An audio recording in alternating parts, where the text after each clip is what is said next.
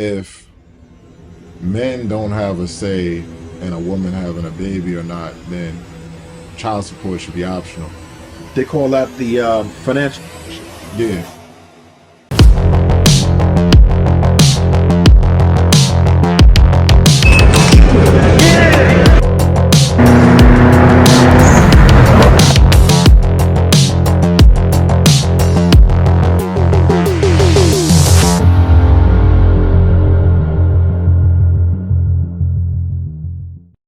Welcome to the Fact. I am your host, Smoove, and today we have a very special guest with us.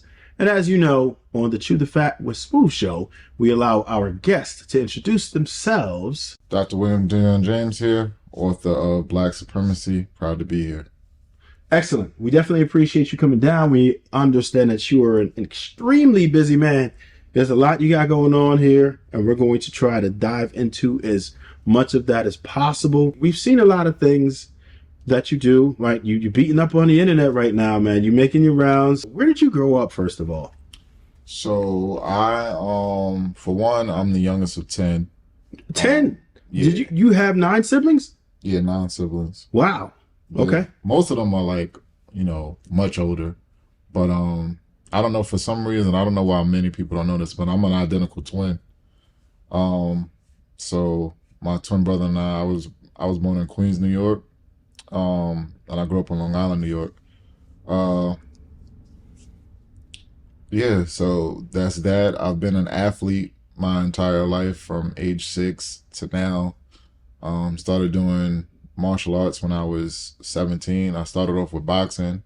Then I got into judo and jiu-jitsu and Brazilian jiu-jitsu and stuff like that. I'm a 3rd degree black belt in judo. Martial arts instructor. On top of, my educational background, my degrees. Got 5 degrees. A degree in criminal justice, degree in political science, a dual master's degree in history and secondary education, and then my doctorate degree in educational leadership. So yeah, I grew up with both of my parents, my mother and father. They've been with each other over 40 years. They've instilled a lot in me. I come from humble beginnings. Both of my parents were maintenance workers. My father was very lucky to accomplish all of the things that he accomplished because he had no formal education, but he was able to be a homeowner, and he taught me a lot about hard work. I used to go to work with him on the weekends, and he was a porter in a building. He would clean an entire building by himself, and we used to go to work with him, me and my twin brother, when we was like kids from 7, 8 years old. We thought it was fun, like helping him clean up the building. Like we run in to grab the garbage and throw it in the, compactor and stuff like that. But it taught me like work ethic, and it, contributed to who I am today.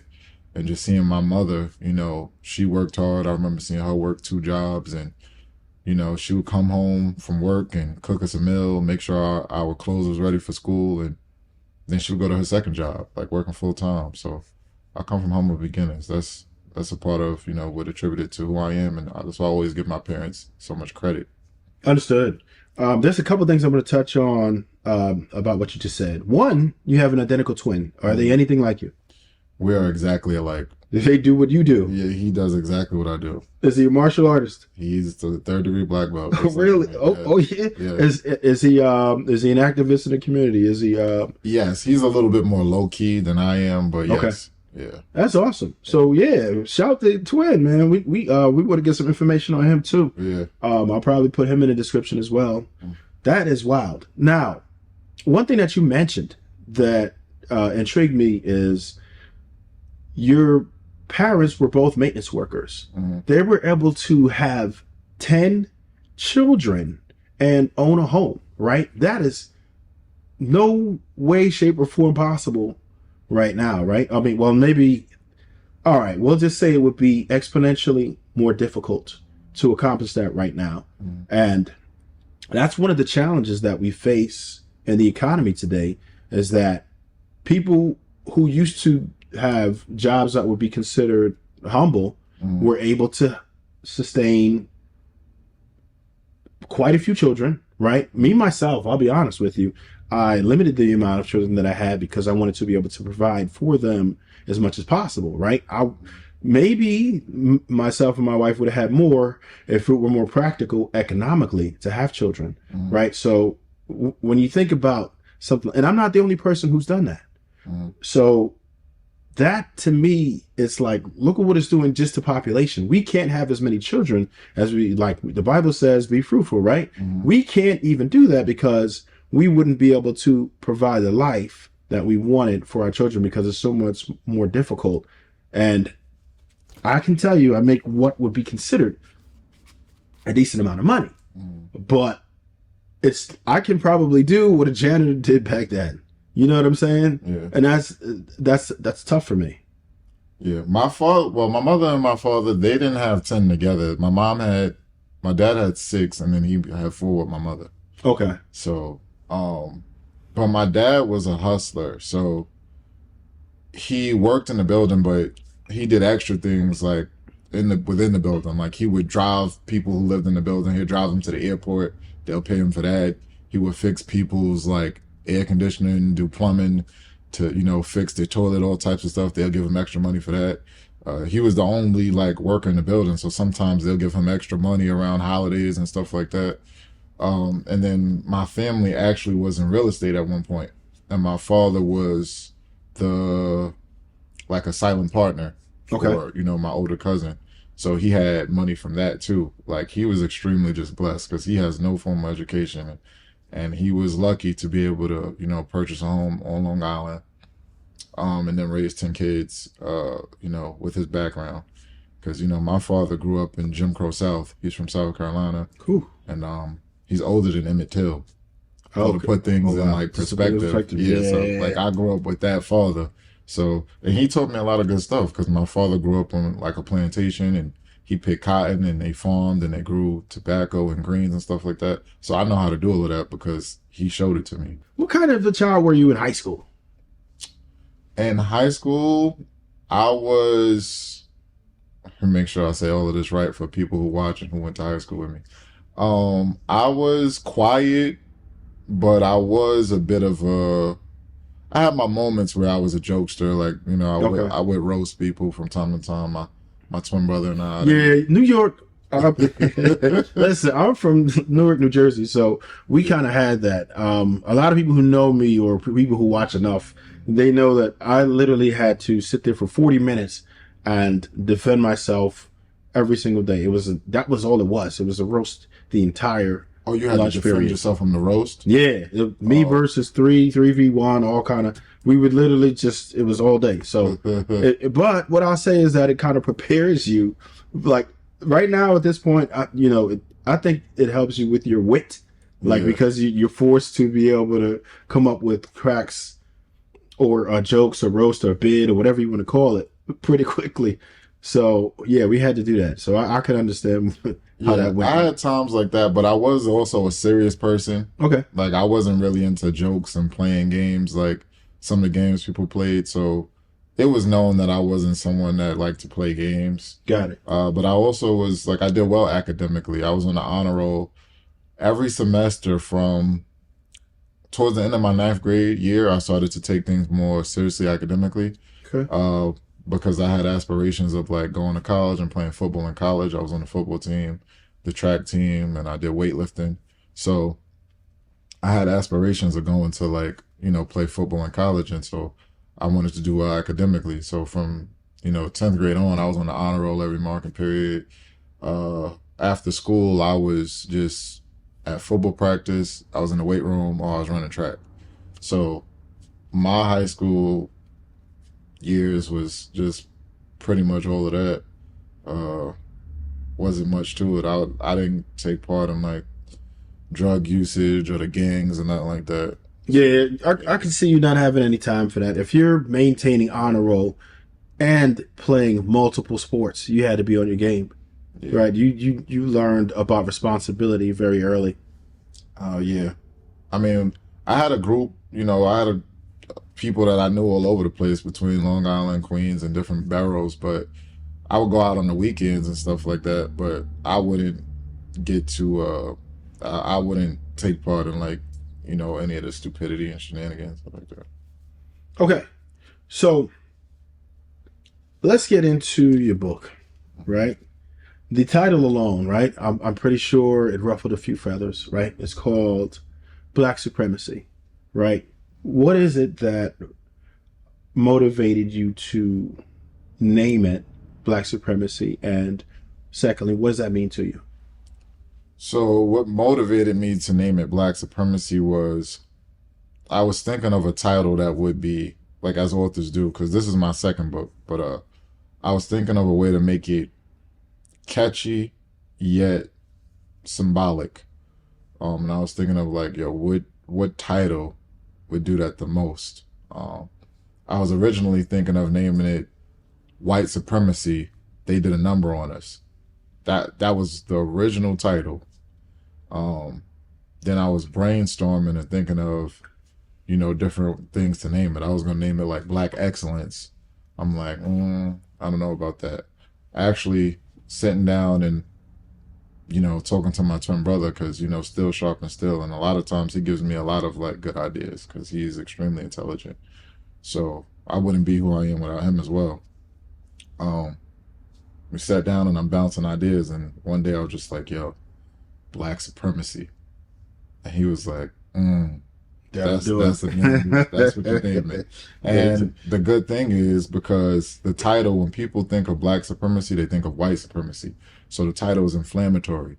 But if you really look at the book and you read the contents of the book, it's not. It's the way I define it. What Black supremacy means to me, and what I talk about in the book is Black resilience and Black, innovativeness. Yeah, All of the things that Black people have contributed to society that we don't get credit for. And I talk about how Black people today need to remain resilient and we need to display, all of the habits, the culture that allowed our ancestors to be successful and thrive in the face of oppression. They were being oppressed, they were constantly being abused, enslaved, Jim Crow, and they still were fighting, they still were progressing. We need that spirit. We need to look at what they did in order to be successful during that time period. That's what Black supremacy is. Anyone who is doing things, displaying actions, habits for the betterment of Black people, that's a Black supremacist. It's not the same as a white supremacist who thinks that they're superior to all of the races and they want to just push down and beat down on other races and systemically oppress them. We don't have any systems to oppress any other race. It's just about us creating our own systems to help ourselves rise out of oppression. so to be clear about it, you don't actually feel like um, Black people are superior to any other races. We are superior to other races pertaining to our resilience and innovativeness. Okay. Yeah, Okay. because that can be proven. That's the thing. In the book, it's a twofold criteria. You have to look at which group of people have been oppressed the most, and then look at the contributions of people. So, for someone to say another race is more resilient than us, we have to look at their oppression. To say they're more innovative than us, we have to look at their contributions and then piece them together. Which group of people have been oppressed like Black people? Which group of people have made the contributions that Black people have made? And you can't find another group of people. So we're superior in that aspect. Got it. So specifically, if you were, I understand the oppression because we know, like, I don't think anybody's unfamiliar with the oppression. Now, as far as the contributions, would you care to list some of those? Which, There's a ton of contributions. So where do I start? If we look at the contributions from people like Garrett Morgan, the stoplight, the gas mask. If we look at people like Lewis Lattimore, Franklin McKinley Jones, who contributed the um the refrigerator. If we look at people like George Crumb, potato chips. If we look at uh, even the things that they contribute to other people, like Eli Whitney, who they credit with the cotton gin, he stole that from Black slaves. So a lot of times they credit white people with things that were actually from black people or inspired from black people. But it just goes on and on. The iron, we've modern home security was created by black women. Um, our innovativeness goes on and on. Like literally, we were credited with 50,000 patents by the American Patent Office, and this is during a time period when they said that black people were property, so they couldn't really have a patent. Property Yeah, we wasn't weren't being allowed to represented. have property Yeah, as black people. you weren't Correct. represented as a human being. You were property. So a lot of times they credited the slave master with our inventions, but we still get credited with 50,000. So just knowing that type of stuff, it's like, how do you deny our greatness? It's Hmm. like you can't deny our contributions and you can't deny our resilience, because even though like it's not, I'm not saying that other races didn't invent anything, but they weren't under the oppression and the scrutiny we were under while they were doing it. Got They it. were left alone and they were given resources to thrive. Yeah, We were thriving and contributing with a foot on our neck. That's superiority. That's like if you go run a race right now, if you got weights on. yeah, if I got weights on and then I you get it. start the race 10 yards ahead of me, but we finish at the same time, it's not like, oh, we're equal. It's like, no, we finished at the same time and you were given an advantage. Got it. You know? Okay, no, that's Yeah. I understand. I understand your perspective there. So we're not gonna jump away from the name yet because I wanted to know because I know what you were looking into. Were you getting any type of resistance or pushback from people, maybe peers or anyone, because they didn't understand where the direction you were coming from because they didn't have access to the book? So you hear the name, you're like, oh, are you sure you want to do that? Or why would you do that? Did you get a lot of that? No. No one knew about the book. I wanted to keep it a secret. Aside from the people close to me, my brother, my parents, before they even knew the title, my parents just knew some of the content. I was sharing it with them, and they didn't want me to publish the book Oh, okay, because, okay, okay. they're old enough to know like what happens to people who share certain information. Yes. So Yeah. yeah, they didn't Yeah. want, what happened Okay. to like Malcolm X, Dr. Martin Luther King Jr. They didn't want the same like to happen to me. But I was just like, this is what I gotta do. I'm like, if that's God's will, then I'm prepared for it. But I'm not scared to share the truth or share information that I know is gonna be helpful to my people. But no one really knew about the title. Aside from my twin brother, yeah, no one really knew about the title. Got it. So, what was your inspiration for writing it? My inspiration for writing the book was I started writing this book in 2018. Okay. I have finished my doctorate, my dissertation. I finished that in March of 2018, and I took 3 vacations. I went on some vacations. I came back. Where would you mind mentioning? Where? Yeah, I went to Canada. Okay. I went to Dominican Republic. I Uh-oh. went to Barbados. Those were the 3 places I went. 2018, March, same month. And then I was just because I defended March 12th, defended my dissertation March 12th. I started my vacation March 13th. Like, yo, it's been 3 years. Yeah, and you I'm were not ready to studying calm yet. down. Yeah, it's Exhale, time. right? Yeah. Okay. So I came back like from those places, and it's all black people. The 3 places, well, more specifically Barbados and DR, but there's a large black population in Canada, Were especially you in where I was. Ontario? Toronto. Yeah, that's part of Ontario. All right, Yeah, so, yeah. I got a lot of family um, out there. There is. Correct. yeah. So I was out there, and it was cool. It was actually funny experiences that I had out there. I remember I was sitting in a restaurant, and I was sitting in a booth, and I was by myself out there. But this older black lady just came and sat in the booth with me. Oh yeah, and you're like, hold up. And Yeah, I didn't yeah. know her at all. And Yeah. I've never, we wouldn't do that in America. No, no, Like, especially in New York. Like people Like- get angry when you say what's up to them, and if they don't know you. yeah, but she didn't know if someone was with me or what. And she Yeah. didn't even ask, can I sit here? Then when I say older lady, she had to be at least 60 something, Okay. at least. And she sat down across from me. And Was this in Canada? Yeah. Okay, okay. So, I remember she was drinking a coffee and like eating a little like biscuit or whatever. Yeah. and she had, spilled something on her, and I just, handed her, tissue and stuff like that, and her and I began conversing, and she was telling me how, she came over there. So, but just between that and just thinking about my actual dissertation topic, because my dissertation topic was black and white 11th and 12th grade students' perception of social studies curriculum. And it was designed to see if curriculum in high schools is systemically racist.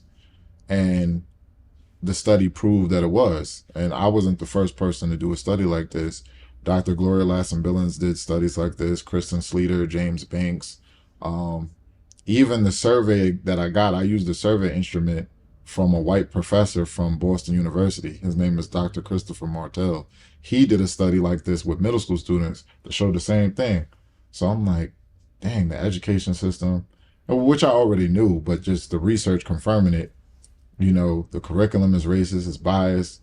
There's so many biases in the curriculum and just in suspensions, detentions, everything taking place in the education system. I'm like, what can I do to help my people out? So in August, after I gave myself some time, I was like, you know what? I'm gonna write another book. But this time the book is gonna be centered around, systemic oppression, systemic racism, what's taking place, what's happening to black people. And that was the inspiration behind the book. I did 5 years of research. I started in 2018, August 2018, and I finished in August 2023. So, what were some of the things that led you to believe that there was actually systemic racism in the curriculum? What were some of the examples of things that you noticed? Well, I had already been a teacher by the time I was doing that, and I studied. Um, my master's is in social studies, secondary education. So just when you read, uh, when you study the curriculum and you teach it, you see the racism. Like when I'm sure many of us have learned the saying and the phrases in 1492, Christopher Columbus sailed the ocean Yeah, blue. yeah. That right there is just a part of the systemic racism and teaching you lies. They want you to believe things that aren't true, that highlight, accomplishments from other races that aren't even true. Like, how can you discover a place, where It's people already were present? Yeah, yeah. yeah. So, like, things like that, there's just so many lies that are taught, and they're taught as, like, facts, as truth. Darwin's theory is taught in schools. It's a theory, but the way it's often presented is as if it's a historical fact. And then you have to look at Darwin, and he was a racist. So then when you look at his whole theory and you know now that he was a racist, you start realizing the racism ingrained in the theory. And you start thinking about the impact of all of these things. What impact does that have on black kids when they really don't learn about black people and their history outside of slavery and the civil rights movement? And they really can't name but maybe the same five general people that they always learn about historically. So like Like Martin Luther King, Malcolm X, Harriet Tubman, Rosa Parks, Rosa yeah. Parks, yeah, Jackie Robinson. yeah. There's a few people that are highlighted, but all of these people are surrounding slavery and the civil rights movement. They don't really even teach you about people like Gabriel Prosser or Denmark Vesey or Nat Turner or John Horse or Cujo Lewis or Matilda McCrare or Fountain Hughes or Sylvester McGee. They don't teach you about all of these people. They don't. Amos Wilson, Stokely Carmichael. They don't teach you about all of these people, and they want to highlight people sometimes who are to our detriment. So they'll love to tell you about people like maybe they'll highlight someone like Marsha P. Johnson, or they'll highlight someone like James Baldwin. Um, Marsha P. Johnson, he was a black male, gay activist in the 1960s, and they put him as the face of Stonewall, which was a lie. They tried to say that he was transgender, which he was just a gay black man, but they tried to put him as the face of the gay agenda because they wanted to attach a black person to it, because this is coming out of the civil rights movement. Dr. Martin Luther King Jr. was assassinated on April 4th, 1968, and then you got Stonewall June 28th, 1969. So that was a way to attach LGBTQ to black activism by having a black person in the face of it. He wasn't even at Stonewall, Marsha P. Johnson. He said out his own mouth he wasn't even there. Oh, But wow. They lie and then they feed the Wow, lie. that is wild. Yeah. And then they don't even tell you that's another part of everything. When they feed the movement and they try to make it seem like the LGBTQ community was being discriminated against throughout the 1960s. Stonewall was being raided and they were being harassed just for being gay. They don't tell you that Stonewall, the nightclub, was owned by the Italian mafia. Oh, wow. They had another gay nightclub called the 10th of Always, owned by the Italian mafia. They had another one, gay nightclub called Cookies, Kooky's, owned by the Italian mafia. They had prostitution, they had watered down drinks, whole bunch of illegal, behavior taking place, which is why it got so much attention. But they don't tell you that. They leave that out to make it just seem like they were being targeted for being, LGBTQ clubs. I wanted to have a book that includes all of this stuff. Black people, when we were targeted, we were targeted just for being black. You can't find anything like that attached to us. Yeah. If there was a black nightclub, it was raided because black people were there, not just because they violated anything else. That's why we were attacked. So they like to do stuff like that, and then they highlight someone like James Baldwin. We've heard of James Baldwin, and there are some people who are still a fan of James Baldwin. I'm not. When you look at James Baldwin, I don't support any behaviors. Again, I'm a black supremacist. All of my behaviors are to the benefit of black people. So James Baldwin was a homosexual. He had an interracial relationship, and he was a pedophile. And they don't tell you that. God. Yeah, they don't tell you that. So, all right. He dated a white man named Louis Harrisburger, and he went to Paris and he met that white man in 1949. In 1949, James Baldwin was 25. Louis Harrisburger was 17. All right. So wait a minute. All right. So is that why you called him a Pedophile? PDF file? Yes. All right. Well, I say this. I don't want to give out the wrong terms.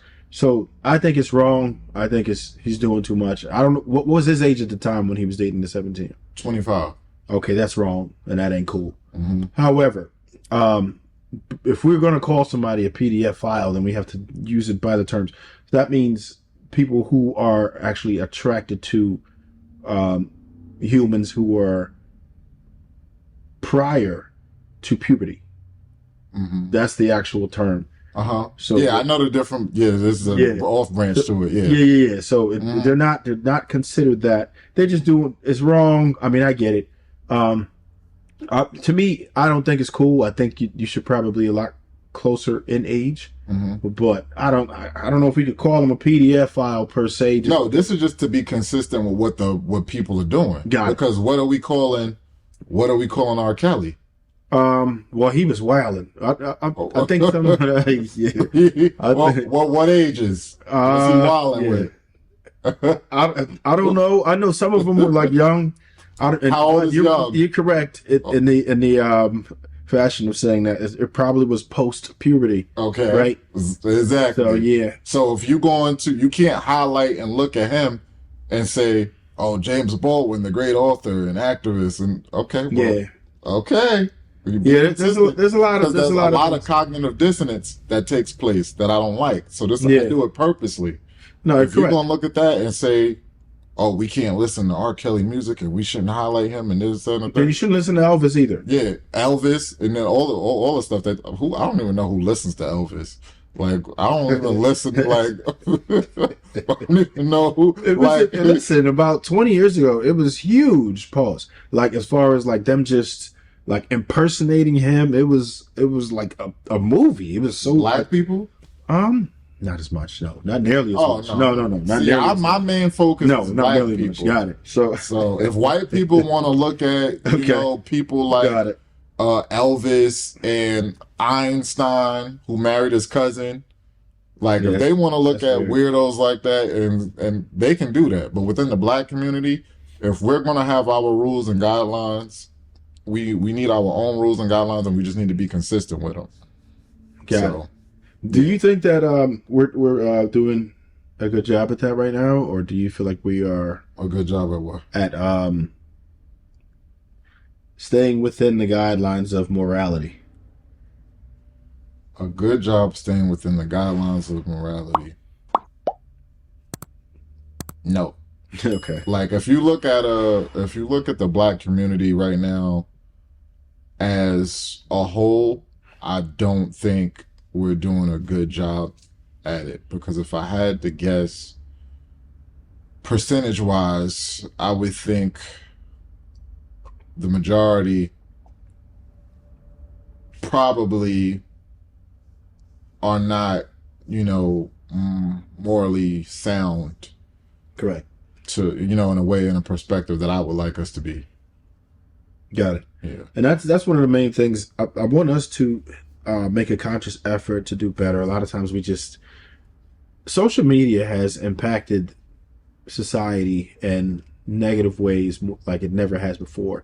It's made it to a point where everything is okay, everything is a go, everything is acceptable, and it's universal now. Like, I mean, back in the day, we had different linguals. There is still a little bit of a difference, right? Maybe the twang or whatever, but we all use the same terms and everything because social media has kind of just brought everybody together. But it's not like we took this in a positive manner. Like, it's like, okay, well, like we would tell dudes like, hey, bro, pull your pants up. But now it's just like, let him do what he want. That's his flavor. You can't pull coats anymore. You can't hold anyone accountable for anything, right? Especially, God forbid, if men try to hold women accountable, we'll be castrated, demonized, anything possible, right? Killed. Right, right. So, Kevin Samuels. wait a minute. We're not going to gloss over that. Do you think that was more than just a medical issue with that? Do you think he was set up? I think it's a strong possibility that they took him out. So you think that they killed Kevin Samuels? Yes, I think that's a strong possibility. Because when you look at someone who was doing what he was doing and had a growing platform, in a short period of time, his YouTube channel had like over 1.5 million or 1 point something like that. Yeah, it got up there. It got up. Yeah, I saw it as high in as a short period of time, yeah. and he was on a nightly basis holding. First, he started off with the men. He started off with the men, and no one cared. Yeah, no one cared. He went viral with the clip when he first had the woman on there, and he said average at best and stuff like that. Yeah. So then on a nightly basis, he was up there with black women holding him accountable and exposing unrealistic expectations and then making them look themselves in the mirror. And it was causing a real shift in the culture where you had black men, like, championing and supporting his message and saying, yeah, like, the expectations are unrealistic and look at what they want and then look at what they bring to the table. And then you have women realizing now, like, dang, are my expectations unrealistic? I got 3 kids and 3 baby daddies, and then I want a guy to make 150,000. Maybe I need to check myself. They know that the black nuclear family is where our strength lies. So if we have someone making changes to bring that back to where we can have structured families and relationships, black relationships are forming, they don't want that. They're going to eliminate that person. He up there using data. He up there citing the sources and using black sources, blackstatistics.com, and stuff like that, making you look yourself in the mirror. Well, what can you say to that? That's why that's why I'm an objective person. I always look at the data. I look at the facts. What do the facts say? You can't argue with facts. You can't argue with the truth. The truth is the truth. Wow. So I believe it's a strong possibility. And, if you had to say out of 100%, like, would you say 70, 80? How high would you put the probability up that they took him out? Just a guess. We can't hold you to it, obviously. Yeah, just a guess. Because again, I'll just think about it from a historical standpoint. I'll put it at least 60. I'll do that. I won't go too high. Okay, too crazy, but more likely. So that's sort of the threshold of more likely than not. I'll say it's a possibility. Okay. Because I don't know his workout regimen. I don't know the background of his health and all of that. Yeah. But he was around 57 years old. That's not, Yeah, that's not that age where you're supposed to where you just like that. Kick over. He beat cancer, different things. He was, the only thing I saw that was a little bit on the negative side was he was down on them Red Red Bulls Bulls. That's what a crazy. lot of people Yeah, say. I don't know Like he used to how take the energy drinks and the Red Bulls. I don't know what his. I like. I but monitor. I don't know what that does to you. But I don't know if that'll like literally kill you. Like so I know people who do way worse. yeah, Like so, yeah, I don't know. yeah. At 57, like I know he was moving around. He probably wasn't taking. And the whole out of nowhere thing always gives me like, you know what I mean? If you saw him on a Yeah, decline or something, like he had streamed like 2 nights before that, or you know what I mean? So it's not, and he didn't look like he was having issues. and So. just the way he spoke, like he seemed like he's fairly intelligent. I would think. I'm young and I'm a person who's big on fitness and exercise. I exercise at least 4 times a week. Oh yeah, And I do extreme exercises, and some of them are posted on my Instagram. So I don't know what it feels like to be declining in your health, got it. but I would think there would be some symptoms, Yeah, something will show up, and yeah, generally So they start. There's a decline, like you can kind of see it, you can kind of hear it, right? There's some.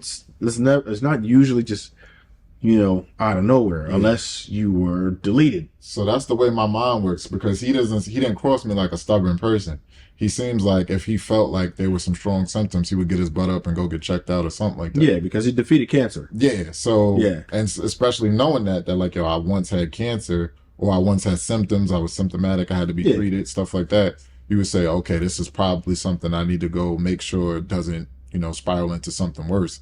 So, again, I have conversations, with people, and we discuss stuff like this. We think like, yo, hey, you can't put it past, our government. They've done it before. So that is a scary thought. That is a scary thought. Mm-hmm. And it's a shame because I feel like he was like the one person that was actually moving the needle, right? He had other people come up like your Andrew Tate's. Not sure how you feel about that particular individual, but at one point he was more popular than Kim Kardashian and Donald Trump. But a lot of his things. Andrew Tate. Yeah, Andrew Tate was the most Googled at one point or something. Yeah. Andrew Tate, I've seen him say some crazy things. Yeah. So some things I just I can't get behind. Deliberately polarizing, right? Yeah. Some things I just can't. I'm like, nah, don't do that. Right. Because it's like then it ruins anything you've ever said. Absolutely. If someone goes out the window and says something crazy, now you can't get everything else they said was just like it doesn't matter now. It's like null and void now. Like so he's done that before. I would have a conversation with him. Maybe I'll get him to see the light on some things. Right. And I think that there's a lot of people who are just trolls, right? And they care more so about numbers. I'll be honest with you. I've done certain content that I knew would trigger people because it's very easy to go viral out here. Not everybody knows how to do it. I know how to go viral. I've done it. It's easy, but it's at a cost, right? Oh yeah. That's the problem, right? When you are polarizing, it's easy to become popular. Yeah. But I don't want to do that, right? I really want to stick to my guns, and it's a lot more difficult. It's the long game. It's like, but for real, just me being true to myself and me being on more of a mission now. When I first started to do this, it wasn't as mission based, right? I didn't really have the same direction that I do now. I did know that I wanted to inform people, but now it's like, it's beyond that. Like I need to help people. I need to enlighten people. I need for people to start to move. I need to worry about more than just me, more than just my family, but society. Right. And I've taken that on, and I know you've been doing this for years. So once you get that calling, it's like, yeah, we have to conduct ourselves in a certain manner. We know we're going to be held accountable for everything that we say and everything that we do. But you've never said something to go viral that you didn't believe in. No. Okay. No. I just knew it would be things that might irritate certain people. Right. Yeah. And I do psychologically I know how to trigger people, right? So there's here's a crazy thing.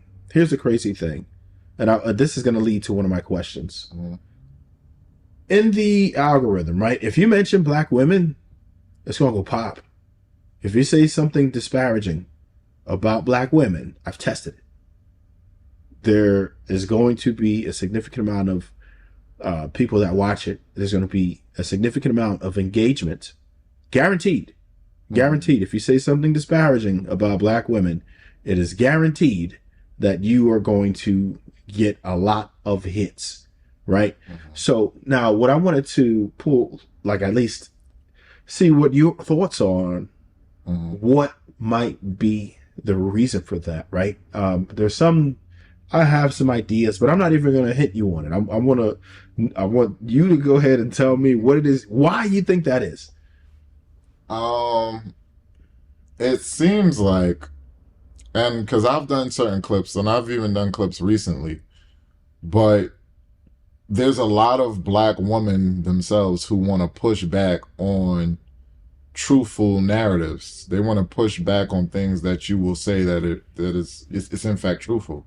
So all of Kevin Samuel's clips would go viral, and he was just up there talking to black women about their lived experience. He didn't even make up anything about them. He had interviews, interactions with them.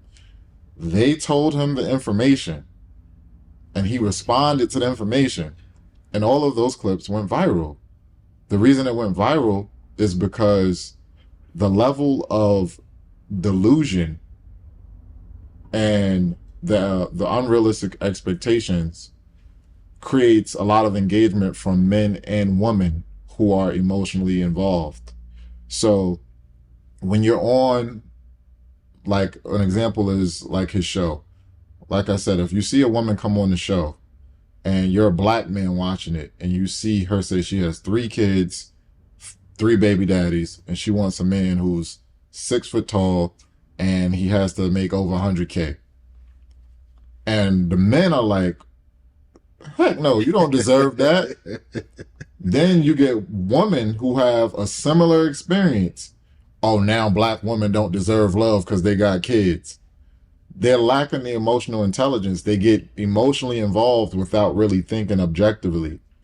The whole point is, which is what he was trying to prove, is that you deserve love, but you deserve love from a certain type of man.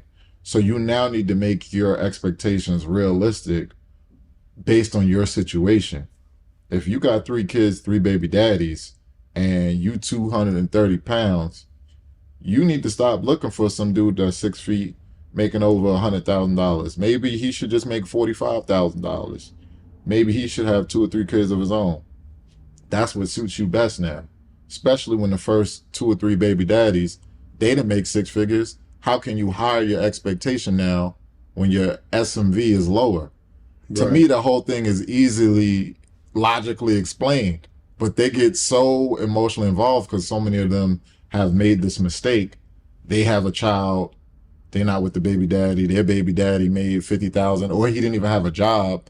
He was doing the wrong thing when they met him, but now they've improved and, oh, I want better now and I should be able to get better. But that's not realistic. Got it. So I can tell you, right? Some people hate it when I even bring stuff like this up, but I've spoken to a lot of black women, and there are some, believe it or not, logical reasons as to this pattern of thinking of black women, right? To hear me out, because I know you like, where the hell are you going? Where the hell you going? Where you going with this, right? All right, tell you what. Do you think? And it's not complete. All right. So yeah, it is logical in a way. So because men, right? Let's say you're one of the top tier men, right? Let's say you make 100,000, you're in the, or better, right? You're well over 6 feet. You have a look, you're charming, everything else. You're going to attract a lot of women, right? How many of those women you going to knock down? You percentage wise? Yeah. Probably all of them. Right. Right. See, so men with their sexual market value exploit it more than women do. They well, in a different way. We believe in quantity, whereas women believe in quality.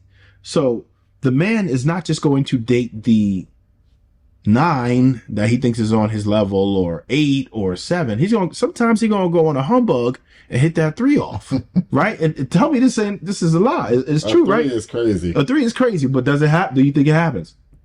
Once From in a some blue. men, yeah. Yeah, some men don't say no to nothing, right? I would never. Yeah, I dig it. Me Yeah. neither. Dig it. But there's a lot of men who do that, right? They'll definitely hit the average ones, the 4s and the 5s, right? At least 4, 5, definitely. So average female, and they don't really care about the fact of them having children or not, because they just want to smash, right? And with that, the women are confused because the game looks the same, right? The game looks the same. It's not like the dude going to come up and be like, "Yo, I'm trying to hit." Like, I follow what you're saying. You see what I'm saying? Yeah. So it's the men that perpetuate the issue. We are going out. If we get in hours, we already know what's up. We hitting everything. We hitting everything. And some of us took a long time to get to where we are and all that, right? I had to get a while to get to my money, and I had the ugly duckling syndrome. I looked funny when I was a kid, right? No kidding. So yeah, when I got to my spot, I was, you know what I mean? I'm like dominoes right now. I'm trying to knock everything down. That's just what it was, right? But us as men. Were you always this tall? I grew a foot in a year.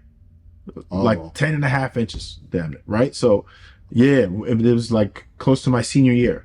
Okay. So I did understand, like, trying to push up on females and understanding the rejection. So I learned how to work on myself. And even then, when I grew that foot, I was awkward as hell, because when you grow that much in a year, you're not holding it right? You don't have, you're not into your man body. It's awkward walking like that and feeling like that. It's so weird.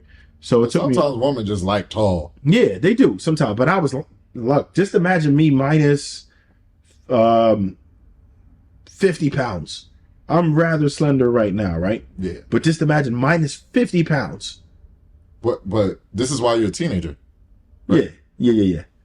They look nasty, man. I got some old pictures. It's crazy. You trust me. Kevin Durant. Yeah, Kevin Durant. Like, yeah. There you go. Yeah, so I had to work on myself. So I'm glad that it went like that, because it made me, which I love to do for other people now, is human improvement. It helped me to get from one spot to another.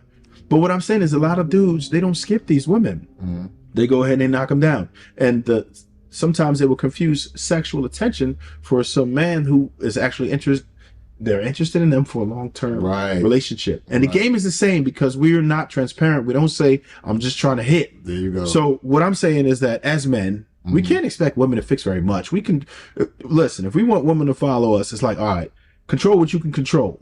There are some women who still bugging and whatever. I dig it. But we are further perpetuating the issue by knocking all these women down who we have no intentions of marrying, no intentions of long-term, nothing. We just out here and we're doing what it do. And then the females have access to these dudes. If a female has access to a dude that's considered to be a 9 or a 10, why is she going to care about that 4 or 5? If she knows that she was dating this guy, she in this dude crib, he's telling her he messed with her, this and that. She just think that one particular dude's a jerk. Yeah. Oh, I'll find another one. But this is my speed now. Right. Because I'm getting those 9s and 10s. So I think that's where a lot of the confusion is created, because dudes are knocking down everything. Those dudes are wrong. Yes. If they're not transparent with the woman, they're wrong. Right. If they're not telling them, like, look, this is just, I will not wife you. I don't see a future between us. This is just like, a fun thing. I'm having fun. Take it or leave it. Then they're wrong. Have you ever tried that method before? What? What you just said, that sounds like fingernails on a chalkboard to most women. If you articulate it the way that you just did, most of these dudes ain't getting no buns, right? So I think that's where the problem lies, because they're not going to get anywhere if they operate like that. So they lie to these women. No. Have you tried that method before? Have you told women, hey, look, I'm just trying to smash. Like, I'm really not in a long person. So you've tried that method. You've told women that you would... Whatever the situation is, they know what it is. I would never lie to them just to sleep with them. I think that's weak. That's a weak man. I do agree with you. You're absolutely correct with that. But, all right. I have this question. Yeah. How effective do you think that would be? You sound like, I'm a numbers guy. Yeah. You sound like you're a good numbers guy too. What percentage what do you think the failure rate would be of men who operate like that, where they say, all right, I will go ahead and date this woman. I'm just going to smash. I'm going to go about every woman with the truth. Like, I took truth serum like liar, liar. I can't lie. I'm just out here, and I'm telling these women exactly where I'm coming from. Who am I? Who's doing it? Like, well, who am I when I'm in? Because like a lot of women play games. So Okay. that's why I think that's why I think it's a weak man Got it. to play games Okay. like they do. Okay. Because what women will do, if it's Chris Brown, if it's Drake, if it's all of these celebrities, then they don't got no problem just smashing them. Yeah, absolutely. You're right. But when they come across the average Joe, the average guy, then it's like, oh, you got to take me on some dates. We got to be in a relationship. We got to be a certain way for us to be intimate. Right. But they're lying. Right. Because Right. they're not really like that. They would do it for a certain type of guy. So certain guys can be honest. They can say like, look, shorty, it's just for tonight. We just having fun. You know, I'll see you every 2 weeks or whatever, but that's all this is. Don't get it confused. And they would do it for certain men. This is absolutely right. Who's the man? What's my credentials? What's everything? I know you're familiar with like the Joy Taylor situation going yes. on. Right? She has a she video. Even said that. Yes. All your rules, all your standards, exactly. boundaries are out the window for that dude. And this has always been said. This has always been a thing. And she's gorgeous. Okay. Pretty. Look. To me, I don't know. She's pretty. Yeah, no, she alright. Like, you know what, man? But she's ugly though. As far as her actions, yes. A lot of people think she a baddie. To me, she kind of. I think she's pretty, but just hearing her talk, the inner beauty is ugly. Me and we were just talking about Kevin Samuels. To me, I would be like, take off that makeup. Mm-hmm. Let's see what your real hair look like. Mm-hmm. Right? I don't want to see no fake body parts. She's from Miami. I don't trust no woman from Miami. Right? I think they said she got them done. I think they said she got a boob job. Come on. I don't touch nothing fake. I've never dated a woman who had any fake body parts at all. No bionic women for me. Ever. Right? You got fake body parts, I ain't touching it. I can't do it. That's just me. I like natural women. It is what it is, right? I don't even like nails or hair or none of that. Like, come as you are. And you ain't got to have super duper long hair. Most men do. They don't listen to us. Most men do. Yeah. Most men say like they say that, but they don't. And that's the whole thing. Just like most women say what they want, but it depends on how you react to things. But it goes back to rejected those women. It goes back to what you just said. Yeah, because they see men sleep with the fake bodies. Yeah, but they're not wifing up the fake bodies, so they get it confused. Yes, and you see how easy that is to confuse, especially when the game is the same. Yeah. So I think that we have some onus on this, and I think we have to do what we can do to stop. And that. So basically, what you're telling dudes is, don't smash all the women that you possibly can, which is we're giving men a pass on that because we expect, that's male nature. No, I don't think we can. No, don't do it. Right. Men need to control themselves. Right. Because there's a lot of dudes who will do that. And then, so that's the whole thing. We have to, when you say women are requiring all these things, right? You're like, oh, well, you got to take me on this date. You need to pay this, and that. If they never experienced that ever, if they never got a date for behaving like that, they can't behave like that. Right. So they have the dudes, we ain't gonna call them the S word, but the guys who are extremely cooperative and agreeable as men, you know who they are. Sometimes why can't we call them the S word? You can. If you can. Talking about simps? Yeah, you can call them. They simps. Because some dudes overdo it. Right. Some dudes really overdo it, and then they get these women confused. And some of these dudes, they got a strong following from being simps. What's that dude who had the wife? Derek Jackson? On? Yeah. Yeah. Extreme simping, but cheating. Yeah. And women still follow him now. He's what you call a grifter. Derek Jackson is a grifter. And what's that? A grifter basically is a person who is putting out material that they don't believe in. Okay. Exactly. Just for clicks, right? Just for attention, just to monetize it, right? So they're saying something that they may not necessarily believe in, but they know you do, and they will thrive off of your emotions. Right. And like that dude Yada, you know him? He's a simp. He's on paper, but he got 2 wives. Yeah. One is Africa. Yeah, he's simping though. Yeah. So it's like I saw him sit down with what's that brother name? Antoine Daniels. Yeah, that was he was on HI. Yeah. I saw that episode. Yeah. And they were he need to sit down with me. Yeah. Would you entertain that? Yeah, I would love to have the discussion with him. With Yada? Yeah, Okay, yeah. dig it. Listen, anybody who has access to the homeboy Yada, Mm. send him this video, Yes. right? Dr. William Deon James with the smoke. Yes. So we can have at it. Mm. Is there anybody else who you would like to talk to be honest? Like a one-on-one that you might feel like might have some things that I are. want to talk to any black brother who has a platform because I Okay. think it's good for our people to hear black brothers exchange information in, an educated fashion. Like we're having like a, honorable, respectful discourse. We don't Absolutely. have to agree. We can respectfully disagree. Yeah. But then we can lay out information and then let the people decide, which makes more sense to them. And I would love to do that with anybody. Got it. I had shared, I had like did a sort of a rebuttal to something that I saw Dr. Umar Johnson say Uh-oh. about the poor selection.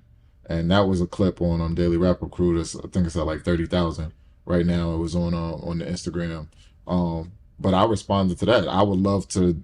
Did he respond to you? I didn't see him respond. Okay. But I would love to have that discussion with Dr. Umar Johnson about that. You can't just say poor selection. And then, that statement. Yeah, I laid out the number in an objective manner. I think that's pretty nasty to say.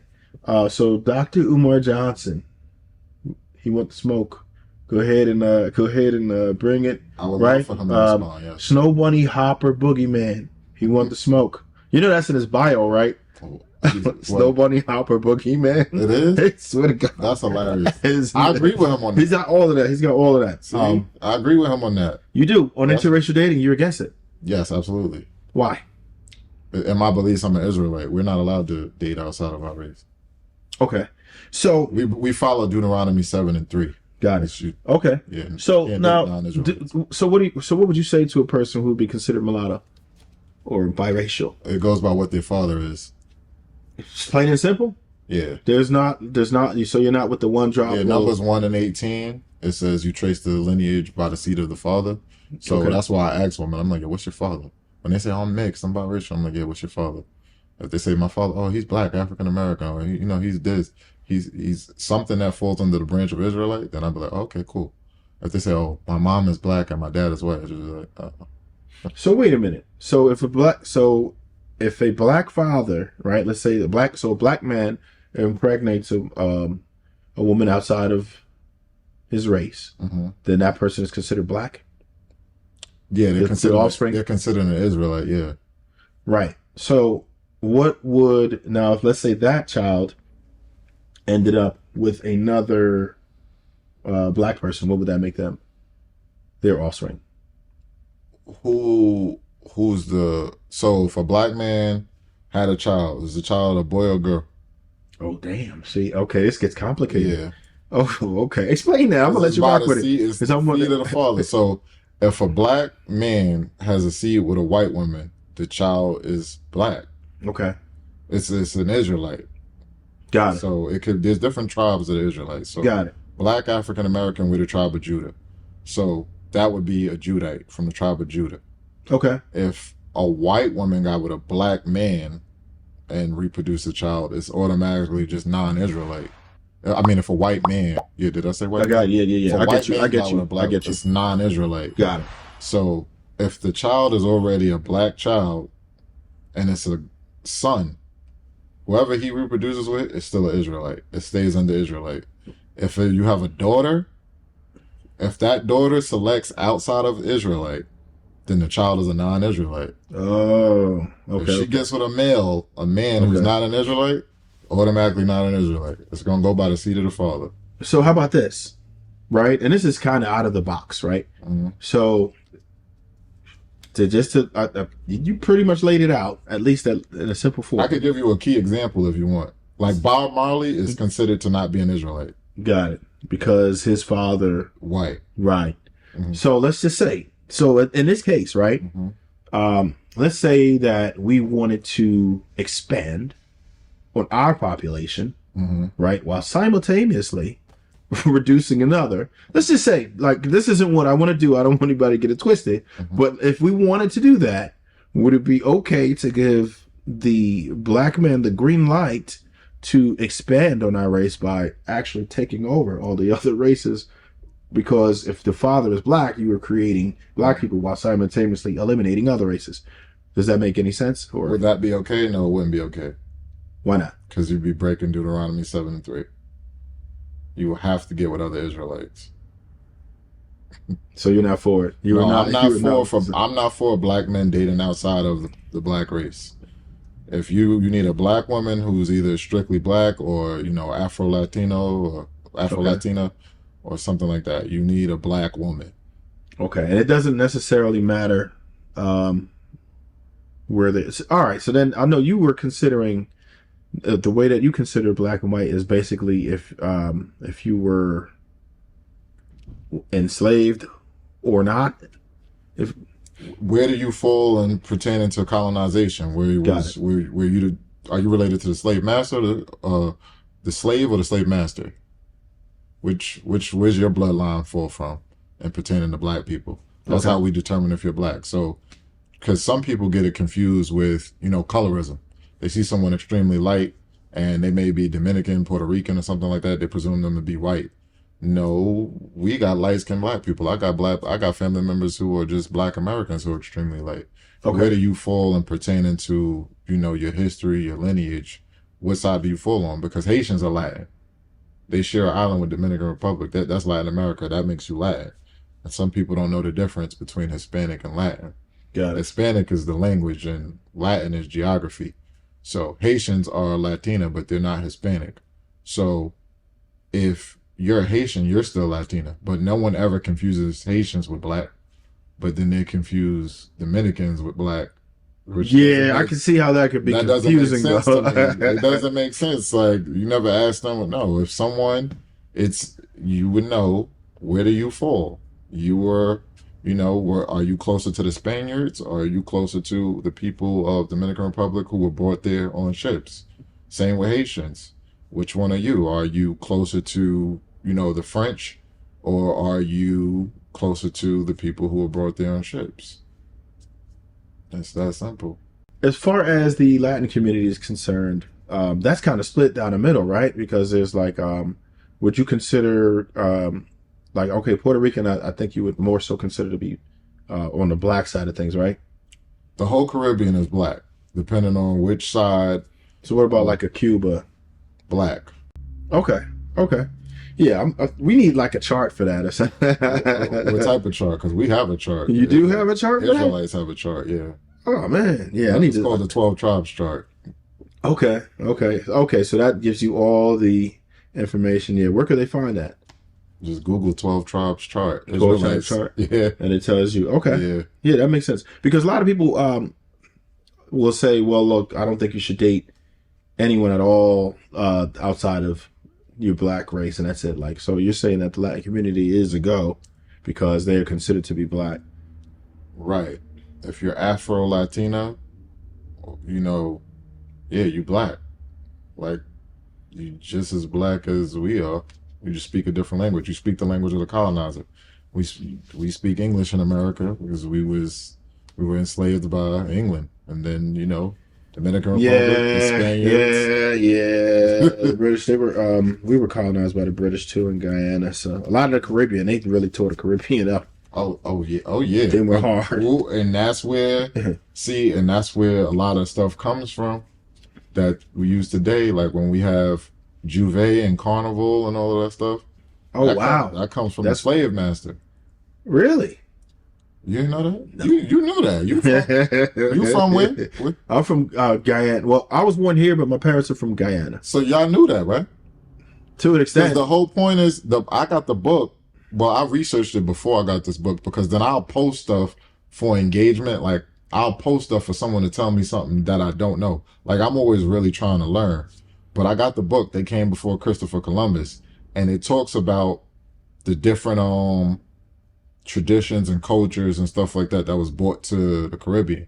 So the slave masters in Trinidad and Tobago, which was like the first Caribbean island to have carnival, the slave masters had carnival and they wouldn't let the slaves participate.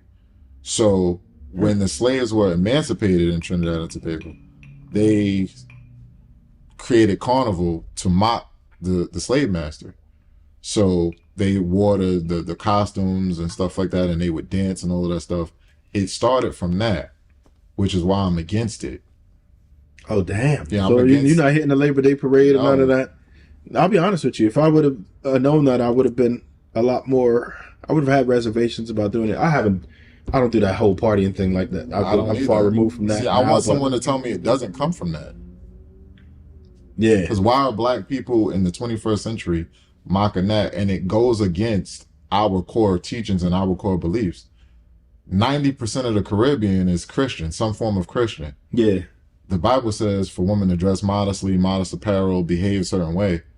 And then they go out there and do and do the that. opposite. And Yeah, they because I don't feel, know if y'all familiar with the Labor Day parade. Maybe I'll put a clip up or two over here while we're talking about it. But it's pretty wicked. The things that I have seen, wild. And then in New York, I think what's the day before Juve and stuff. So yeah, it gets it's pretty wicked. yeah. Like yeah, I went in my teenage years, and it's always violence associated. It's yeah. Well, when fights you and get a all lot that. of But people in a concentrated area, New York kind of promotes violence, not inadvertently, of course, just because of the amount of people that are in yeah, a concentrated area. It's been proven. I know you did some studies on that. When you put a bunch of people together in a yeah, small space, the right, the propensity for them to be violent is higher, right? So right. that's just what it is. New York is overpopulated. I live in we're one of the most populated states too, per capita, right? Mm-hmm, Jersey. mm-hmm, Even though it doesn't really look like that, but because we have two metropolitans, with the New York for the north,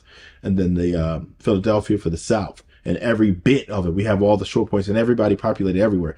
Like even though you're in New York City is super populated, but the state itself is like act out like it's not a bunch of people everywhere. You have a lot of space in between your Buffalo and neighbors. all of that stuff. Yeah, they're not populated nearly as much, but New Jersey is like just like when we have some spaces like New Jersey, like Trenton, and The government knew that too when they created these projects and stuff. That's why the projects is always like the most violent spaces. You got all of these people, closed space, buildings and stuff. Especially when you build them high up towers. yeah, the towers are eight, crazy. 8 floors. A lot of places have taken down the towers. I saw them make tremendous efforts in Newark to eliminate the higher towers and different things like that. They've made them more so like townhouses. There are some people. Atlanta's going hard too with their infrastructure. Right. We have some leaders who are working against a lot of these uh, places that are like that promotes that type of violence, that promotes that type of poverty. Right. Like even something as simple as like the food deserts. Right. We have that. We have check cashing places. We have liquor stores. In our neighborhoods, right? We how do we stop people from doing that? What do you think we can do to resolve these issues? Because you see what they sell in like the bodegas and the a lot of you get the Chinese food store. All of these things are in the hood, right? And there's very little that you can find of nutritional value. Straight up sugar, straight up salt, and it's quick. It's relatively cheap, convenient, but we don't have what Whole Foods is in the hood. You ever seen a Whole Foods in the hood in your life? Ever? Fresh Fields? Ever? In the hood? No. But you see that bodega? I don't want to answer for you, but I don't think. I mean, I'm trying to think of how far it is. The Whole Foods that I'm thinking of. I'm trying to think of how far it is right now. If you're not driving, because a lot of Yeah, people that's ain't far if driving. you're not driving. Yeah. Yeah. You see what I'm saying? A lot of us don't. But I bet you the corner store, you could walk to it real quick. Yeah. Yeah, those are on every corner in black neighborhoods. Yeah. Bodega, corner store. Liquor store. I come from a small neighborhood, and we had 3. Damn. Like That you could walk to, yeah, walking distance. Yeah, there was one in close proximity to you wherever you lived in the neighborhood. Right. We had one that's called Parkside, and then we had one that was called the Middle Store, and then one that was called the Side Store. So no matter where you lived in the neighborhood, one of them was close to you. Would you buy lettuce from there? Or tomatoes? No, No. Why not? just go to the grocery store. Right. But think about it. For some people, this is their reality. Yeah. Right? This is all they have access to. Yeah. So it's one of those things where we're looking like, all right, so now we got this is what we have access to. We don't have access to better Yeah. food. So that's ultimately going to kill you in the long Yeah, run. now that you put it that way, yeah. Because for my family, for like simple things, you run to the corner store, like growing up, you go get some milk, some cereal, or you go get some bottled water. We go get simple stuff. But some people who don't like have a vehicle or something like that, I could see them going there like doing real shopping. Yeah, eating the Yeah, canned goods and yeah, with all the preservatives, them yeah. sweet, super sweet sodas and everything else, right? But all of that is a part of the systemic plan that they did, and I talk about all of that in the book: the food Yeah, deserts, the food swamps, all of the stuff that they do. We have to systemically organize and have infrastructure and have black-owned businesses, and we have to come together and pull our resources together to create our own stores, our own businesses. That's what we need. We need a legitimate plan for this stuff. We can't just have something. We can't just be too reliable on their resources because they're not trying to give us the stuff to help us. They're trying to give us stuff I, to I hurt us. completely agree. So, what are your thoughts on collective bargaining on a local level, right? In an effort to provide opportunities for Black businesses to thrive. Um, I support collective bargaining on a local level for the the advancement of Black people to be able to network and work Okay. together with other people to have things that promote Black economics, Black business, um, anything that's equitable to improve the Black community. We have to network, and we have to resource and work with other groups that are um, Black allies and trying to do things for the advancement of Black people. So I'm willing to work with anybody to get that accomplished. Got it. How do Black people get out of survival mode? Right? Most of us are barely getting by. We're renting. We don't own anything. We have no generational wealth. We have limited financial literacy. Mm. Right? What is it? What are some things that we can do to break these generational curses and change our mindset? Um, to break the generational curses and change our mindset, that's what we have to do is change our mindset. It starts with, changing the culture. There needs to be a cultural shift within the Black community to create change now so that the next generation is in a better situation than we were. Um, a part of the cultural shift is the way we deal with one another in relationships. We need to establish a culture that promotes healthy habits, uh, not the smoking, not the drinking, actually watching what you put into your body, um, removing violence and drugs from our neighborhoods, removing teen pregnancies, stop having kids before you're ready to take care of them. Dr. Frances Cress Wilson, she said, I know she said it in the interview. I read the ISIS papers, but I don't remember seeing this in the ISIS papers. But she said you shouldn't have kids, and she put an age limit on it. She put 35, and she said until you're established enough to take them, otherwise it just perpetuates and creates a cycle of poverty. Do you agree with that? Whatever age you are financially established at, I think you should have kids. Yeah, I I would say I emphatically disagree with that.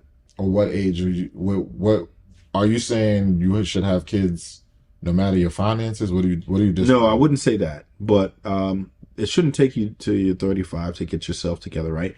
I think that if you are prioritizing family and building with your partner, right? So I would say you would want to market yourself as a wife. I think that many women take great lengths to get ready for their college, but they don't take an even more important decision, in my opinion, about acquiring a husband, right? Mm-hmm. And the other races, we get mad when we see, Snow Bunny then grabbed up the homeboy early, but because they saw the potential, they didn't wait till he was at the finish line. They jumped on it early and then get better outcomes because of it. So I think you should be when you're at your. You talked about SMV earlier, so we should, and 35 is not where women are highest at their Not for the SMV. woman though. Not at all for Mm-hmm. women, no. And secondly, that's when geriatric pregnancy starts. Yeah, That's a no, horrible idea. yeah, That sounds like a not for the BS woman. statement. Not for the woman. What? No, I don't. I think women should have children early. Oh, you talk about okay. Men. I thought she was Yeah, okay no, because I'm like, men, damn. men, Okay, because all men, right, we're the leaders. all right, got it. So So men, we should wait till we're 35. a man, I don't even think, I think that's a good age to like look at. Okay, Like, oh, I want to start by 35. But I do think our financial stability should be at a certain space before we reproduce. But okay, absolutely not for I agree women. with that. Because if women wait too late, then their value, we ain't checking for you at 35. Okay, We're so not that really trying to check for you at 30. so at that A with red that flag goes up to me if you're over 25 and single. right. Yeah. So if we're saying that, then that means we're going to be kind of robbing the cradle a little bit. We're not dating ourselves. We're not dating the same age. It's not likely that we're dating the same age because if we're 35 and we're waiting till then to have children, we can't. It's not. It's not advisable to have a woman, at 35 starting her children journey. So that means we're probably dipping in a little lower. Nah, it depends on if we set the next generation up for success. So, like, my kid is going to be financially stable. If I have a son, Okay. knowing what I know now and what I'm going to pour on my son, the information that I have in this book, my son is going to have both parents in the household, going to learn about financial literacy. He's going to have a bank account when he finishes high school and enters the real world. I'm going to have certain things set up for him because I'm building generational wealth. So he won't need to wait till he's 30, 35 to be established. So if he wanted to start earlier, say around like 22, 23 to have kids, he'll be able to. So he could have kids with another woman, a woman who's 22, 23, because he's set up. But if you're not set up, then you need to wait till you're set up. We have too many people. We got kids having kids, 15, 16, 17 years old. Yeah, that's bogus. Don't know where the next paycheck is coming from, the next meal. Now they're, out here trying to work hard, working 2, 3 jobs to put food on the table. Now it's a sense of urgency because a kid is here and they want to do right by their kid, but then they can't advance. And that's like you're saying, if you live in paycheck to paycheck and you're in this acts of desperation, 66% of Americans. yeah, you can't, it's hard to advance yourself. Right. And as an educator, I see the impact that it has firsthand. When a single mother, she works 2 jobs, got, 2 kids. I'm calling home. I'm trying to reach her because her son is failing, 5 of his classes. Could I ask you what age you High school, 9 through 12. Oh, wow. Grades 9 through 12. Okay, that's an excellent age to be teaching. That's when it's most the young man important. is crucial. Right. And like they're getting everything set up to where their grades really are going to impact the options that they have, the effort that they're putting in or not putting in. And I don't just preach college. I talk to them about like different trades, and stuff like that they can take part in. I try to educate them on that. Because I flip houses. I have 2 electricians. Shout out to my electricians, Sean and Fernando. Shout out to the electricians. Yeah, Sean and Fernando, I'm gonna send them this clip. But they make more money than I make, and I went to college for 9.5 years. Oh yeah, listen, I'm gonna just tell you something, bro. Listen, getting your hands dirty and doing dangerous things sometimes pays off more than your conventional jobs like teaching and when I looked at it, I'm like, damn, because the amount of education that you need is minimal compared to what it is, but you're going to be working for it. It's blood money. I'll tell you that. In some instances, it's blood money, and it's dangerous, and you have to know what you're doing. And a lot of people are willing to do it. I've paid them. They've come and they've been in and out, and they've got like a large amount of money from me. But it's a fair price in comparison to other people, which is why I stick with them. But I'm trying to reach mom. Can't reach mom. Mom working 2 jobs. So a little bit of time, she trying to sleep. Man. You call and they'll even be honest with you. Oh, I would sleep. I work 2 jobs. Damn. I'm like, how do you survive? Yeah. He's failing 5 classes. What are you gonna do? Oh, I'm gonna talk to him. You don't got time to talk to him. Like by the time he come in the house, you getting ready to go to your second job. You telling them food on the table. They help him raise the younger siblings because you barely there because you working 2 jobs. That just puts you in a situation where you setting your children up for failure. So we need to be financially secure before we reproduce and start bringing kids in. So the key thing is like shifting the culture to where we're more organized, to where we push certain things into our culture. Stop being over sexualized. Stop walking outside, half naked and on all of this different type of music that they promote to us, and we allow it to poison our kids and stuff like that. Yeah. Because all of it is designed to poison us, and you know what I'm saying? That kind of resonated with me, man. Did you say that there was a child that was failing 5 classes? Yeah. That's outrageous. 5 class. There's only like 7. One of the it's like 8 periods or what? My school got 7. So you got 7 periods. One of them's lunch, No, I'm talking about right? All right, so no, they One would of have them- 7 classes, and Oh, they have 7 8 periods. classes. 1 is lunch. Okay, yeah, That's 8 7 periods. classes. Yeah, so they're failing 5 out of 7 classes. They might be passing P. Maybe gym and, yeah. gym and art or something. Yeah. With minimal effort. So that means they're failing all the major, whether it be math, science, history, everything. That, oh man, it's done. They're done. Right. Who's to say they're even going to stay or stick through it? I mean, there's a no child left behind thing, but Well, in high school, that's another thing that makes it sort of tricky, because once you're 16, you can legally drop out. yeah, And some Yeah. of them come because they want to socialize and talk to their friends and stuff like that, but they don't have no intentions of doing work. oh man, so they just there And a lot of it is taking up space. what they're seeing in their household. No one's holding them accountable in their household. Yeah, And they notice that. They're like, man, please, what my mom going to say to me? She's barely home. she like my age. I'm like yeah, That's yeah, true. right. They realize that Yeah. their parent has no hold on them, no control of them. She still be outside, Yeah, right? sometimes people like, yo, I'm gonna call your mom. Call her. I'll call her for you. Yeah, see that's crazy. And how many people say that about their fathers? No, not many. Not many, right? It's extremely less. Exactly. And that's why I think it's extremely important. And I always tell listen, you have to consider when you're about to live with that particular female, just understand the potential, right? You want to shoot the club up, but once you let it go, is over. Like a lot of people complain and say, look, nah, man, why don't I have a say on? If she ain't taking from me, bro, you had to say. It was a couple things you had to do. First off, you had to press her because she ain't come to you likely. And even if she did, you had to decide not to strap up. You had to decide to shoot the club up. You made a lot of conscious decisions on giving your situation away. You gave your seat away. And then now you like, oh, ain't no backseats, bro. It is what it is. Once you've given her that power already. Women generally can't take it from you. So once you've let it go, it's hers at that point.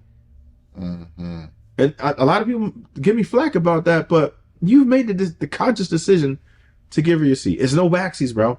That's interesting, though. That's an interesting concept, and I've seen people discuss that because they say, like, if men don't have a say in a woman having a baby or not, then child support should be optional. They call that the financial abortion. Yeah. I'm not against that. I think that I'm not against that. Like, okay. I think we might want to look into that, because there's 2 things that I think we should do. I think we should make DNA tests in hospitals automatic, mandatory. There's a couple states that done it. Red states only, of course. Make those mandatory. I believe that for sure. I'm 100% behind that.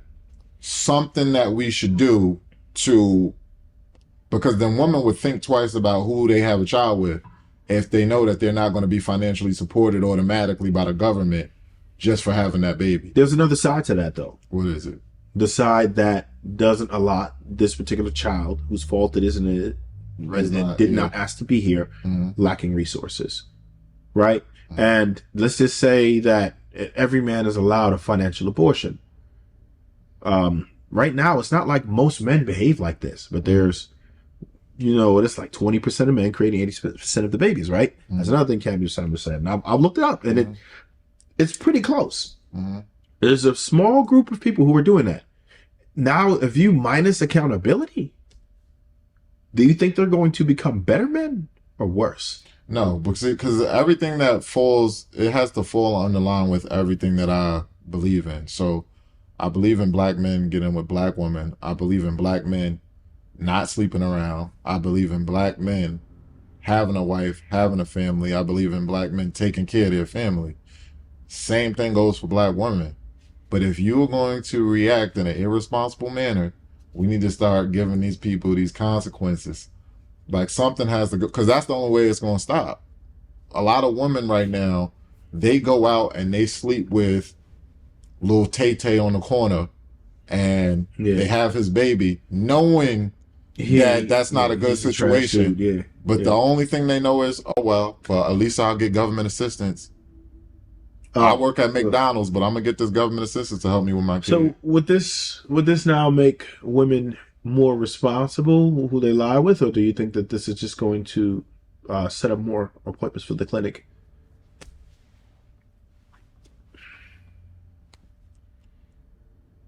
That would be interesting to see. I would think it would make women more responsible with who they lie with, because the interesting thing about a lot of females is all of a sudden they have this come to Jesus moment when they're pregnant.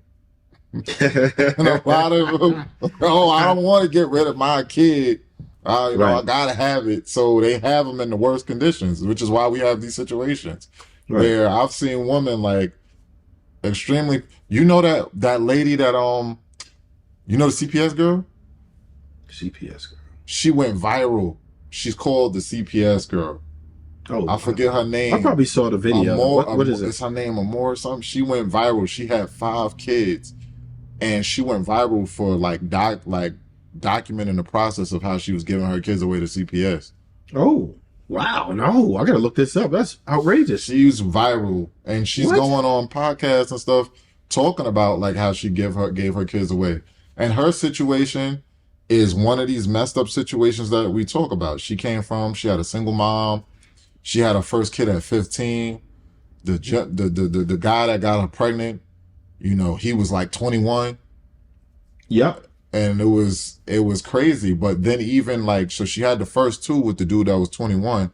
Then her next child came, I think she was like 18. She kept having kids, and so she got to a point where she This is had crazy. 5. So she had 5, and she was like, "Yo, I can't take care of them. I don't know what to do. Yeah. Now you I went realize and that, got right? government assistance." But she just kept having them. And someone would say, well, why did you keep having them? But she comes from, I don't place too much blame on her, because when I was listening to her story, again, that's why I'm saying prevention is better than cure. Yeah. Her situation Absolutely. she come I from, believe where in a it. single mother, father not there.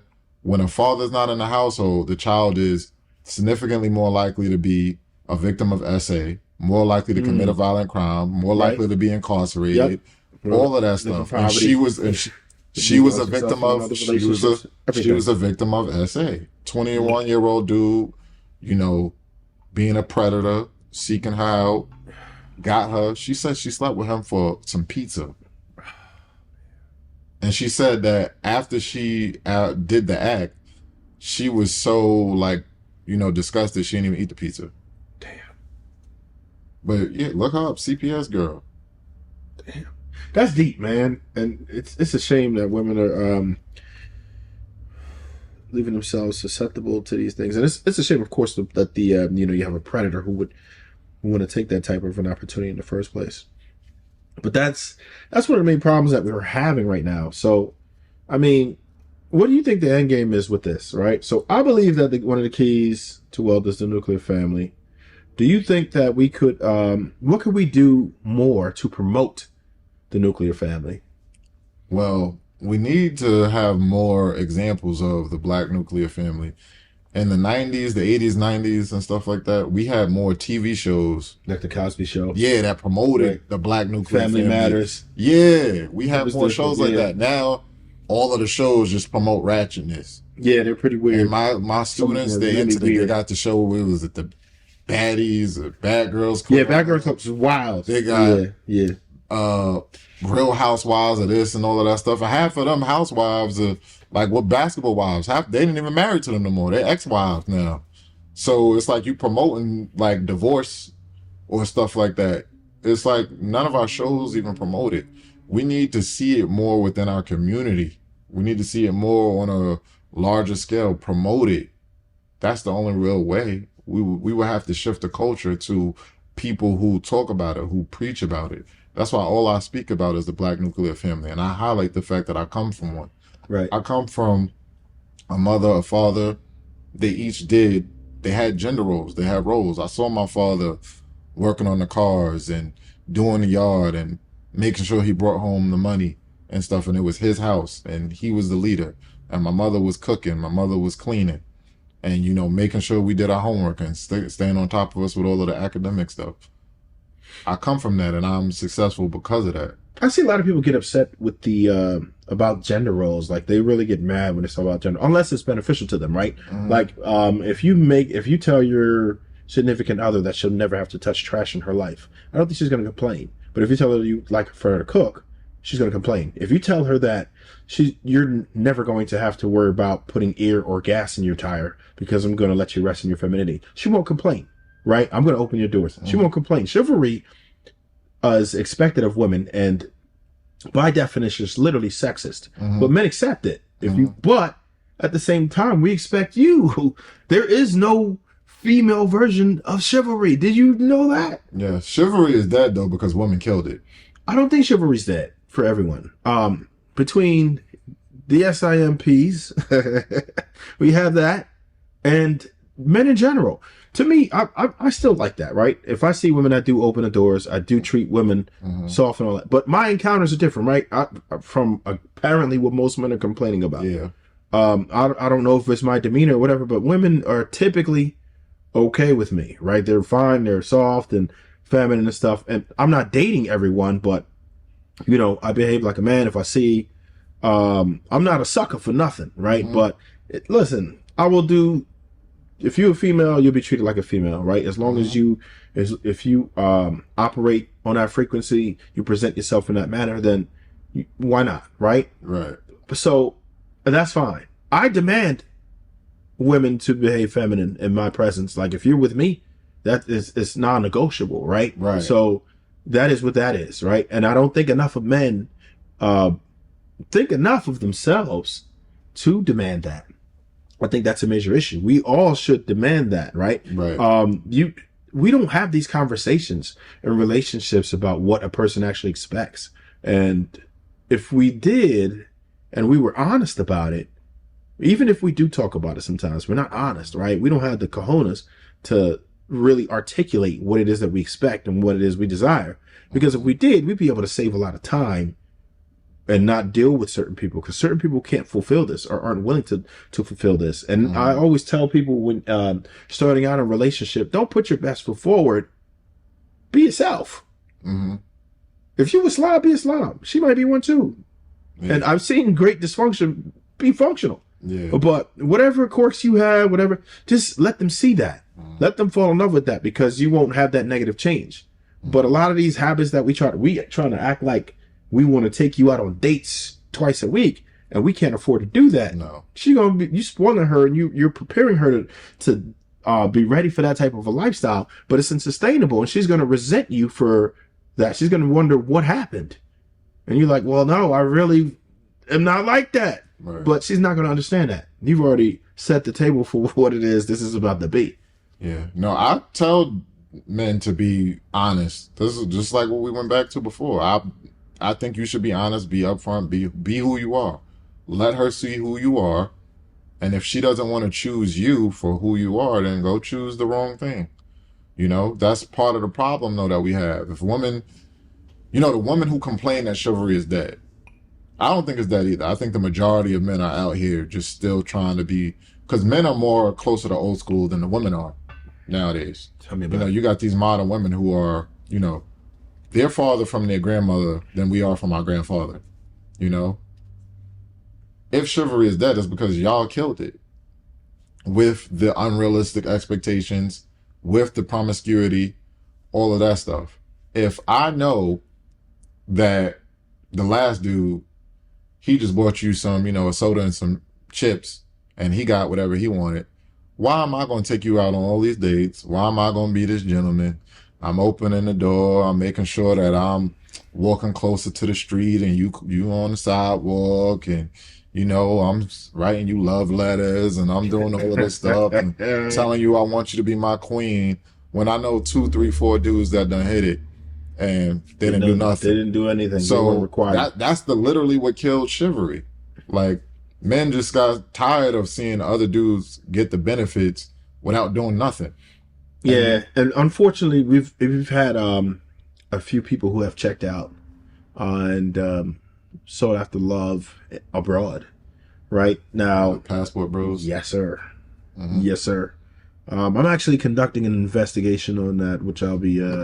No, really, no, really. I'm in 3 weeks. I'm going to be actually in one of the hot spots for it, and I'm going to be conducting interviews and everything with people to see what's really going on with this. So I'm going to go to different countries and talk to a lot of different people. So I like Are you investigative allowed to say journalism. where the hotspot is? We'll talk about it. It's a Okay. surprise. I'll tell Oh, you, okay, but off yeah. camera. Yeah, when I'm just gonna pop out with it. That's Post. interesting. I Yeah, can't wait to see that. yeah. I think a lot of people will be interested. So you're gonna interview the people and I'm gonna interview individuals and couples. Yeah. see how successful it is. Yes. Okay. Yeah. Some people with long-term relationships. Some just starting out. Some people who because there's some dudes who moved there. To me, I could never move to a place for the reason of a woman. Ever, right? If I had if it were just a better quality of life or my career, something like that, and then the woman so happen to find that there are better women there too, that would be one of the incorporating factors, but never like the leading factor, because I mean, love is a fleeting. I'm not. I wouldn't put all my eggs in anyone's basket, man, because if you are in a place where there's many women who are likely to fit within what it is you're looking for, okay, I get it. But even then, it seems weird, right? It makes it seem like, and I had I won't say disdain, but I didn't appreciate what it was, because when I first heard about the passport bros movement, I've talked to some gentlemen who are very familiar with it now, and I feel differently about it. But before, initially when I heard it, I felt like it was like you were kind of playing for the minor leagues, whereas you couldn't do well where you were, so you went down a notch to be able to perform in a league that you were more suitable for. But after talking to some people, and men and women alike, and seeing how people are actually behaving and what the differences are, I'm like, ooh, we in trouble in the West. I think we got work to do. I don't mind it as long as they're thinking like critically about what they're doing, and as Okay. long as it's abroad but it's still a black woman, I don't care. Got it. You got it. But I just don't want a dude just doing it and still being a SIMP. Got it. So wait, because some you dudes, know what I didn't ask about? I didn't ask about Asians. Where do they fall in the line? they're not Israelites. They are not. Yeah, Got it. So- Well, a couple of the hot spots. I know. Thailand is one hotspot. That's one of them. Yeah, for Yeah. sure. Yeah. I don't know any other Asian hotspots. So there, Cambodia and all that is a no go. That's a hotspot. Well, no, but there I know there Thailand is. Thailand is crazy hotspot. Philippines is crazy hotspot too. I didn't know the Philippines was. Yeah. Only one in Thailand is- Asia I know is Thailand. They are major, I know. but you got to be very careful out there, because you might get more than what you bargained for. I've heard about that. The whole ladyboy thing is wild to me. That's crazy. From what I heard, it's the law that they must disclose. They probably had a few incidents, right? So Really, I don't know. I went to Thailand in 2017. you ain't seen no ladyboys, I mean, would I know? not to your knowledge, right? Exactly. Because like they're like advanced, like it's not like even fair. It's you're not exactly. gonna know you saw one. They're gonna look like a regular female, just like if it's done properly, you're gonna look at them just like in America. Like when you see someone who's gotten a surgery and they've went through certain years of it, you look at them and you be like, wait a minute. Sometimes you can't tell. Yeah, because back in the day, I don't know. To me, I guess it's still possible to fool certain people. I'm one of them guys that I feel like I could never be fooled if I had a conversation for like 2 minutes or just a quick one, because I look at everything. I'm looking at everything, right? Listen, I'll tell you this. Men and women have different smells, first off. And if you can't, maybe that's just me. Men and women smell different to me. Whether you changed or not, okay, fine. Men and women have different smells. Mark me down for that shit. So I know, listen, there's always, you do look for the atoms. They're shaving them down now. I get it. But hands are a lot tougher to fix, right? Look at them hands. Men and women's hands are different sizes. It's harder now, but I'm telling you that helps feet. If you got long feet, the shoulders, the arms, there's a definition. You saying that they passed all them tests Yes. I'm an and the objective person. voice? Yeah. Because What? I used to think like I just like you. I'm like, you ain't fooling me. I would know. Remember one of my favorite shows Oh growing no. up. I don't know if you remember when Maury show. You are not the father. Yeah. He used to have sometimes the I show went there where one time. I wasn't backflipping and all that stuff. I went to the audience he used to years have ago. it sometimes where you used to have to guess. He used to have like the training shows where you have to Yeah. boy, I girl, want to watch boy, it, bro. and you would have to guess. It made me feel weird because I'm like, yo, I don't want to think that's a female and then to be a dude. Yeah, And so I and couldn't watch it. sometimes people would say like, "Oh, that's a boy," and it'd be a girl. Yeah. And sometimes they say, "Oh, that's a girl," and Definitely a it'd be girl. boy. Definitely a girl. Definitely a And girl. then And then to be a now, dude, you'd be like, the yo. way they're getting on these hormones and stuff so young, Yeah. they don't even They develop as I saw a women. video Yeah. the other day where I think I saw it on someone's podcast. They were doing a review, and it was a dude. The dude was like 5'3", 120 pounds. Looked, sounded like a No. female. And you looking at the stature of the person, dude, that's a female. 5'3", 120. They got the makeup on, soft voice, small hands, everything that Oh you're no, saying. because they started so early. I think it was that's not Antoine even Daniels. So some girl came up to this dude No. who was portraying like a girl, and she knew that the trans person was trans, and she saw them with a dude. She was like, "Yo, is that your boyfriend?" And she said, "No, that's my friend." But that person, if I find a clip, I'm sure I ain't gonna. I would have been fooled. No. But that's a problem because that's just a whole nother discussion that's out here. A lot of them, they try to make it seem like there's violence against that community and stuff like that. But a lot of times, for one, it's from a lover. And two, a lot of the times it's because they didn't They tried to disclose. trick you. Yeah, they did. Yeah, I'm sorry. Listen, man. disclose. Look, listen. I don't condone violence. However, if you try to default me into a sexuality that I'm not, I can see why someone would be extremely upset and act upon it. That's great. In my opinion. No, one of the definitions is deceit. It's Deceit. Yeah, great. So by if, deceit. yeah, Yes. if you're deceiving me, if you're, But it's not charged as deceitful. such. I've never seen a charge like that yet. Yeah, they don't. But it could be. Yeah. It's like if I thought you were a female, if I thought I was having heterosexual intercourse, then why would you do that to me? Well, like I thought you were a female. And Yeah, I think it should be SA for real. I think so because because they know that they're deceiving. you're forcing me to do something that I otherwise would not have done ever in life, right? Mhm. I think it's uncool. Yeah, I think it should be. That's my opinion on it. That's why I don't get how any black people could. It's emasculating. That's again, that goes back to like supporting things that don't advance our community. Do you feel like there's too much of a push with that right now, as far as society, as far as social media, as far as schools? Do you feel like it's embedded in? There's certainly too much of a push with that, especially in schools.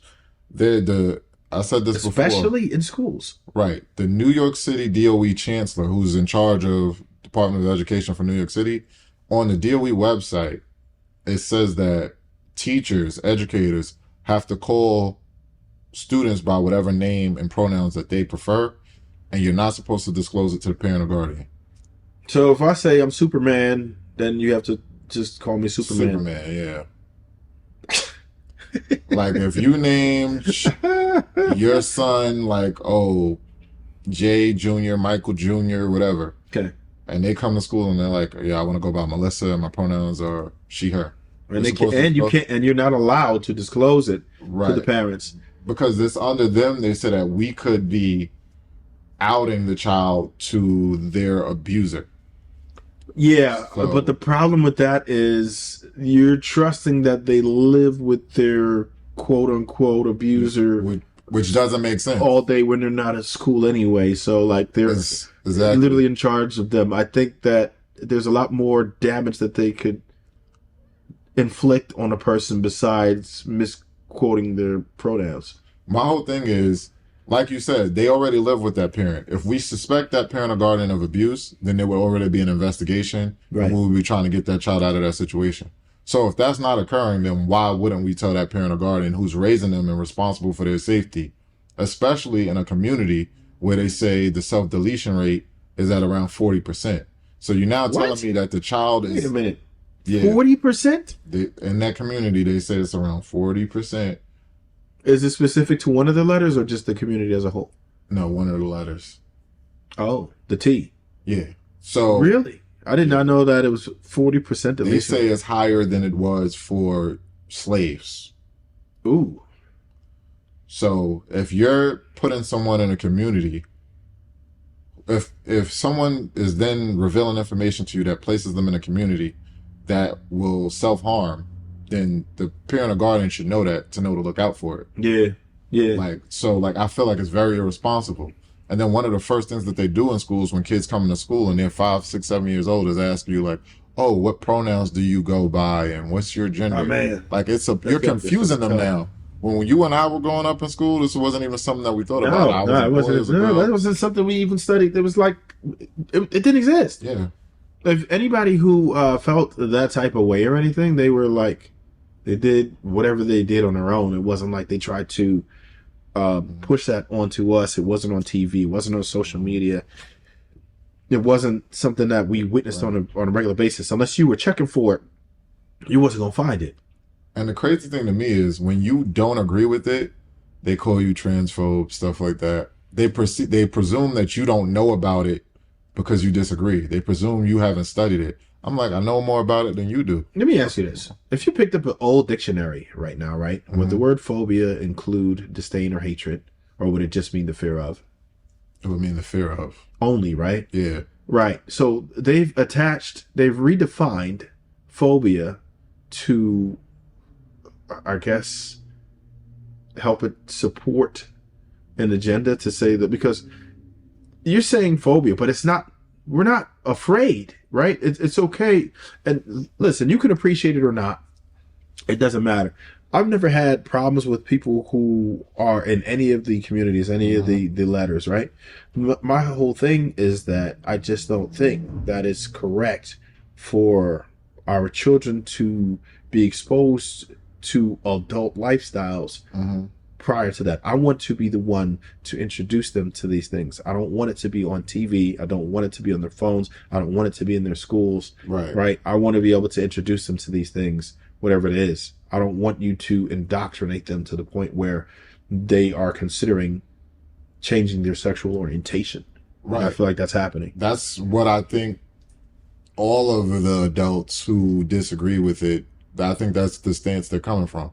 It's not like you hate those people, you want harm to come to them. It's just like, yo, I simply disagree. Do what you want, just on that side. Yeah, I simply disagree. Like, I don't think that, well, I know it's not best for black people.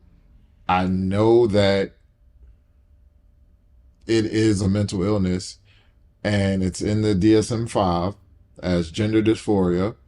And I said this Is before. it still there? Did they remove? They didn't remove It's it. in the DSM-5. I don't know Okay. if there's a DSM-6 yet. It's in the Diagnostic Statistics Manual 5. I have a copy. And the crazy thing is, I think that being trans is the most homophobic thing there is. Because those people, I think, are just avoiding being called homosexual. That's an interesting take. I've right. never heard that before. If you get the DSM-5 and you go to page 455, it says that 63 to 100% of trans women are attracted to men. What is a trans woman? A man. Right. So those are just homosexual males. Those are just homosexual males.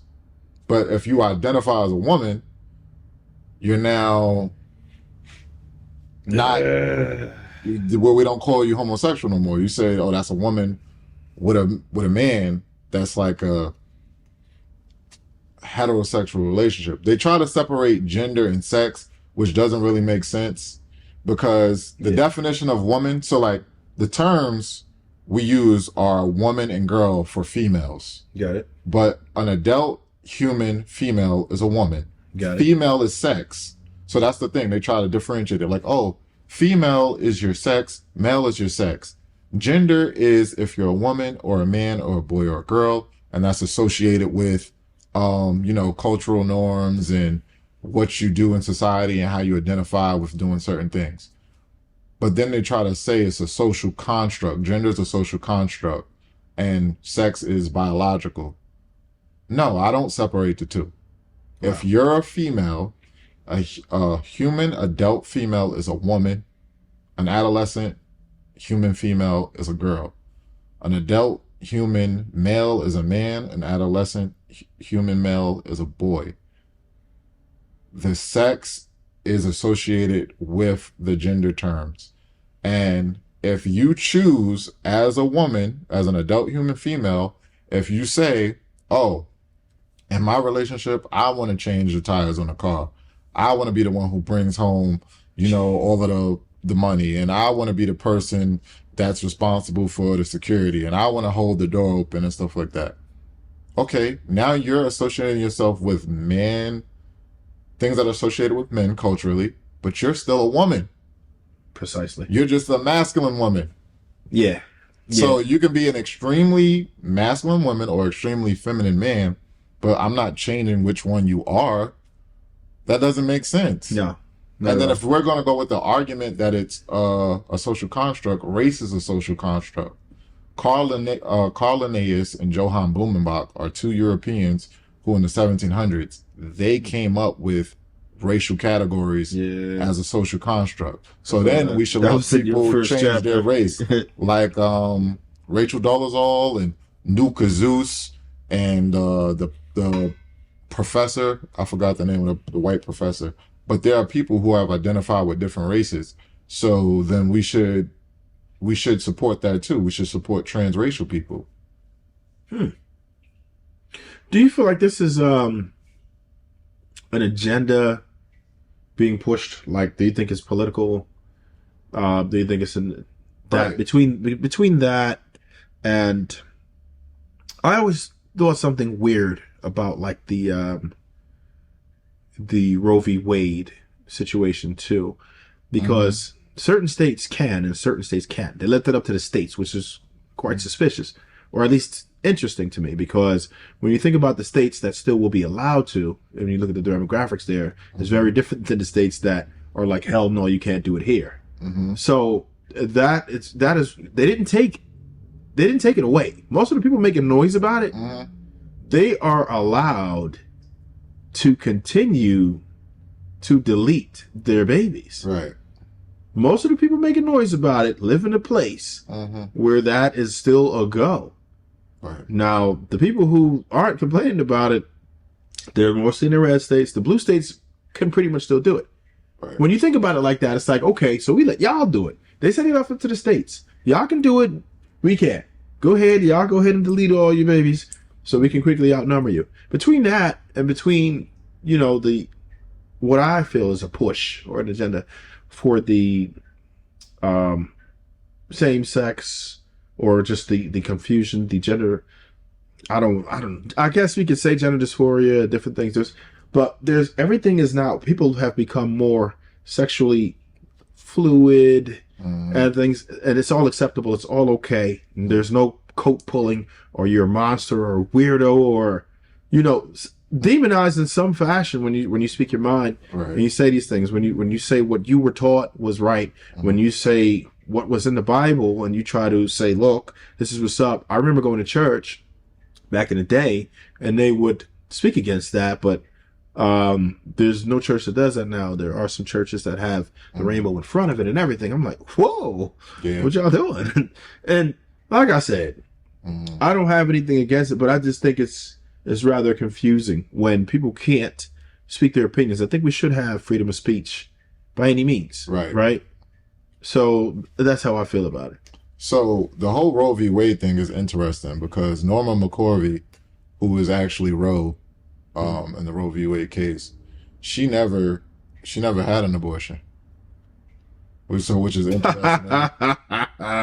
She's the person it's from, and she never had one. Whoa, that's crazy. That case started around 1971, and in 1973, her daughter was born, who was from that case. And her whole case starts from racism. Wow. She lied about being raped by a group of black men, and How many times has that happened? and that was part of the reasoning. That's not the reason they made the decision, but that's what she said. And I forgot where she was living. I think she was living in Texas or living in California, something like that. And she couldn't take the drive to Texas. I think she was living in California. Didn't have enough money to go to Texas to get an abortion. So she came up with that whole lie and was like, oh well, this is what happened to me, and I think it's unfair that I can't terminate the pregnancy if I want to. Ended up having the baby anyway, and she had 3 babies. And then what ended up happening with her. She was paid to be what is it? She was paid to be anti-abortion later in her life, and then on her deathbed, she admitted that oh well, you know I'm still pro-abortion, but they paid me to say I was against it and all of that stuff. So this is just interesting. Wow. That's why So that I'm she against. seems like a Besides plant, yeah. pretty much. She Yeah. just went wherever the dollars went. I think Yeah. that she was. Well, at first she You feel wanted like to she be was able, valid at first? at first she wanted to be able to get one, but she wasn't raped, and she lied about lied. that, and she threw in a black man. They always do. To, Why? Why y'all gotta throw us in it? Like, why because can't you just say? that's the way they'd be able to get it done. Damn. So I think more people, and I talk about that in the book too. I don't support abortion. The boogeyman. Oh my gosh! Like that's the thing. We are the boogeyman. That goes to them over sexualizing black people, especially black men. It's always been like we are the ultimate predator. Black men, historically, black men are always the ultimate predator. We always grape somebody or essayed somebody, and we're over trying to attack, white women. Just how they killed the youngest person to ever be, killed on death row in the United States of America, George Stinney. He was 14. They said he essayed 2 white girls. And then we know about Emmett Till allegedly, whistled at the white woman, and so what, he was murdered for it. It's all types of stuff. So that's why people got to be careful when And they had a lot of them came out later and said they lied. Right. These were all lies. So that's why I'm always careful when I hear accusations about black men. Yeah. If you're conscious of history, you always gotta be have your antennas up. Now that doesn't mean that we don't hold black men accountable, but you always gotta be careful. Hey, we know historically that they lie on them a lot. So I wait for all of the proof and the evidence to come out before I jump on a bandwagon. I'm going to ask you a wild question just because we talked about that. Do you think that OJ was innocent or no? He was in fact innocent. Factually, he was found innocent in court. Got it. Okay. And I believe he did not do it. Because I've studied that case and I've looked at the evidence. There's no way I don't know how it's humanly possible that he could have committed those crimes. I do not see it. If you look at the time frame from when he got home from McDonald's with the guy who was living on in the bungalow behind his house. Okay. They got back from McDonald's. If you look at that time span, from when he got back from McDonald's to when he's walking back outside of his house with his suitcase and everything to get ready to go to, I think he was going from LA to Chicago. The time span of all of that, in between that, he committed these 2 crimes. These 2 crazy, ridiculously bloody homicides. It's like a 50-minute, 45-minute time span. How do you get in your car? And I'm such an investigator. I went. Yeah, you've heard. I haven't heard the details about the McDonald's and all of that. You were digging into the case. You really did study it. Not even that. But when I went to LA, I go to these went to places. the scene? Yes, I go I'm yo, how far? Because you can study it. You look online and they say the drive was approximately 7 minutes. Yeah. I go do the drives for myself Put the and GPS stuff. on. Yeah, and I go there. I'm the house isn't there anymore, but you still OJ's house isn't there. They tore it down, but you still all right, this was the location. This is where it's at. This is where she lived at the time. And you put everything in perspective. He didn't know. He knew he had to go take a trip to Chicago. Okay. He didn't know that Ron Goldman would be there. So why wouldn't he just if he went there with the intentions of committing a crime and then you see the dude show up, you're not. He was Ron Goldman surprised him, and he still decided to do that to him, and he would have been extremely lucky if Ron Goldman surprised him. And they talk about OJ and he was this former athlete. This is not prime OJ Simpson. This is not Yeah, yeah. Buffalo Bills OJ Simpson running for touchdowns. He's now in his 50s. He's not the same person. So taking everything into consideration, what was he, his late 40s, 48, early 50s? This ain't the same OJ. He did all of that. That was, I've The looked bloody at some of the scene things. It was brutal. pretty much decapitated both of them. Bloody scene, got back in his car, went home, drove home the 7-8 minutes. They never found the weapon and they never found his other clothes. So you telling me you only found these gloves? They found one at the scene and they found one at his house. What happened to... No, but they said they planted that too. It was found out later on. Oh, we could get into Mark Furman and all of them Yeah, too. it was going hard. When you have a racist who they have recordings of him saying the N-word and all of this stuff, we could get into that. But the fact that you only found these two gloves, he was allegedly wearing the thing on his head, never found his shirt, whatever shirt he was wearing, the pants, whatever he was wearing, never found that. They allegedly found the socks and the shoes he was wearing and the two gloves. What happened to his clothes? He got rid of his clothes. He took a shower, came back outside with his bag packed. All of this is done in like 45 minutes. And the only thing you're going to say is he had a little cut on his finger after stabbing two people to death. A little cut on his finger. There was like little drops of blood, the smallest of droplets of blood on his car. Like two of them. The shoes, how did he drive home? You saw the crime scene full of blood. Yeah. It should have been blood all over the pedal of the car and everywhere in that car should have been bloody. He didn't have time to clean his car. So that should have just been filled with blood. The house should have just been filled with blood. He walked through the house. How did he clean that up? If he walked down the back pathway where they found the glove, why was there no blood on the back pathway? There should have been blood all over the place. Yeah, because it was a messy Like, scene. It was disgusting. And then they claiming that he got rid of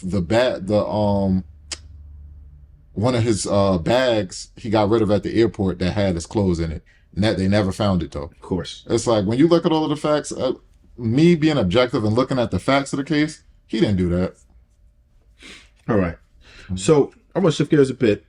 How do you feel about most black people being tethered to the Democratic Party? That's extremely detrimental. That's just ridiculous. I'm nonpartisan. I don't believe in being, tied to, any political party. Were you ever Democratic in your life? Yeah. Okay. When I grew up, like the first person I voted for was Barack Obama. I didn't know no better. That was the first time I was able to vote. I was like 18 when it felt liberating probably at the time and everything. I'll say this. We're not going to say that Barack Obama was the best president ever, but he was terrible. You think he was terrible? Yeah. Because when he got in office, he was one of the main ones. Didn't do nothing for black people, but he promoted a whole bunch of LGBTQ.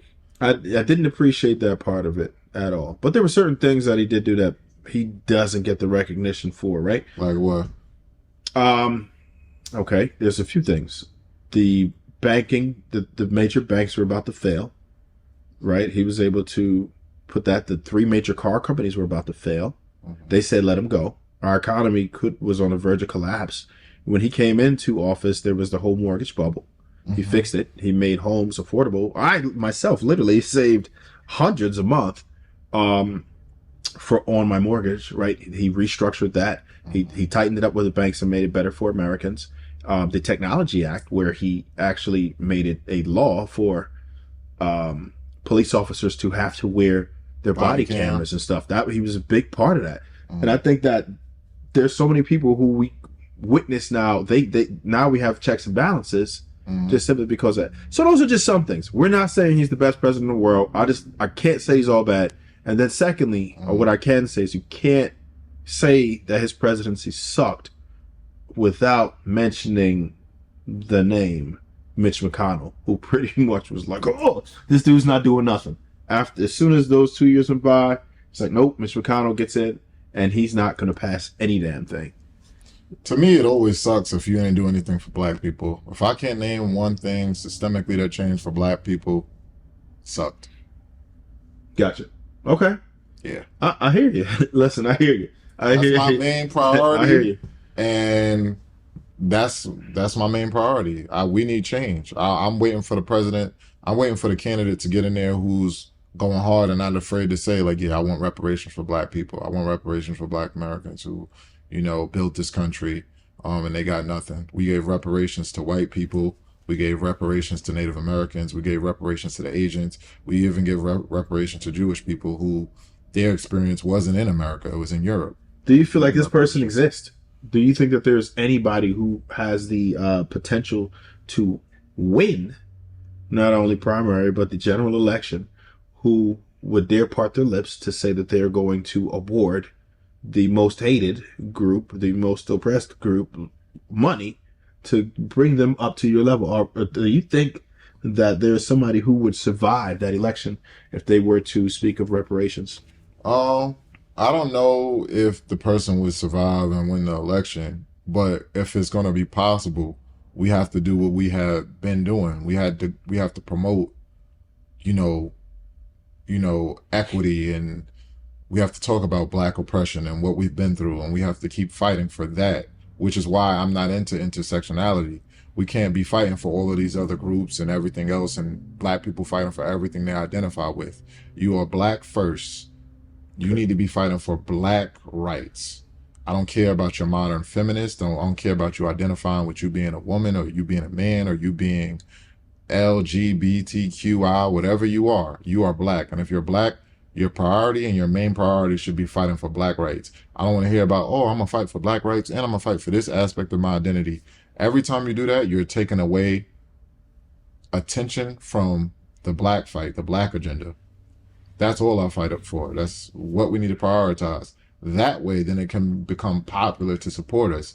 Just like they fought for the LGBTQ rights and all of that Yeah, stuff. they did. Now it's popular to support them.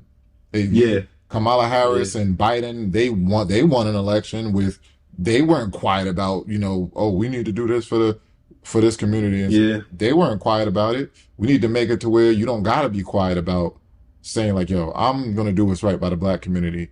And people get behind you and say, you know what, it's about time we give them their just due. Got it. So that I think is an issue. Do you think that so what should we do as far as the parties are concerned right now? Because we in my opinion, I think we would be best suited with an independent party.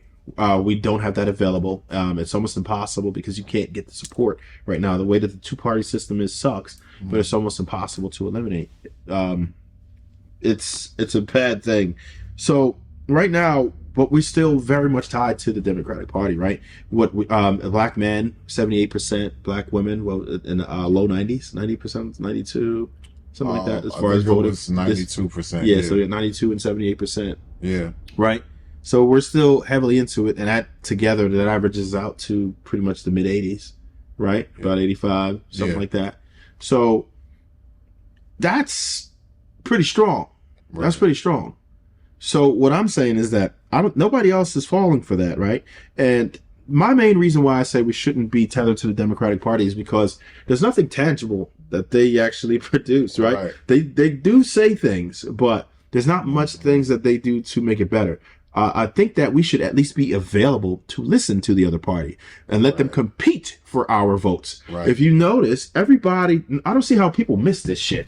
And I'm kind of angry about it because it's like, for real, y'all watch where these people campaign. Right. What do they don't come to your town most of the time. If you in Montana, you ever see them show up in Montana? Yeah. You did? You saw politicians show up in Montana. I don't know where they were. They don't show up there. I saw They them, don't show up in Montana. I forgot They don't where. show up in Vermont. They don't show up. There's many places they don't show up. You know where they show up? Swing states. They show up Yeah. in Georgia. Okay.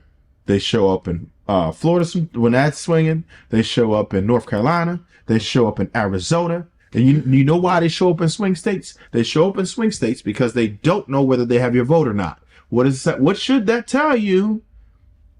They shouldn't know whether they have your vote or not. Republicans have not supported us the way we would like to because they know we don't have their vote. Democrats have not supported us the way we'd like to because they know they do have our votes. We need to make them compete for our damn votes. Let us be up in the air. And that's why I said we need to go in different directions sometimes. When you said Montana, was I confused with Vermont or something like that? I don't know. Because Maybe I see them show up. they don't go to Montana. I'll tell you that right now. That is not a swing state. Yeah, no, I forgot where it was. And it's always red. It's Montana's always red. So it's just like New York is always blue. yeah, California is always blue. always There's certain places I forgot where I guaranteed saw them show up, and that's why they always target like the same places trying to swing win states. that over. The places that they don't know they have because the other places are in the pocket. I forgot where I saw them. I don't know what We need to be a swing race. That's what we need to be. But we need to be a swing race. That goes down to political literacy. People don't know. Like, people don't know how many people are running for presidency. People don't know. Like, I'm big on this, so I study this. I look at the SEC. I look at how many people are running each, election.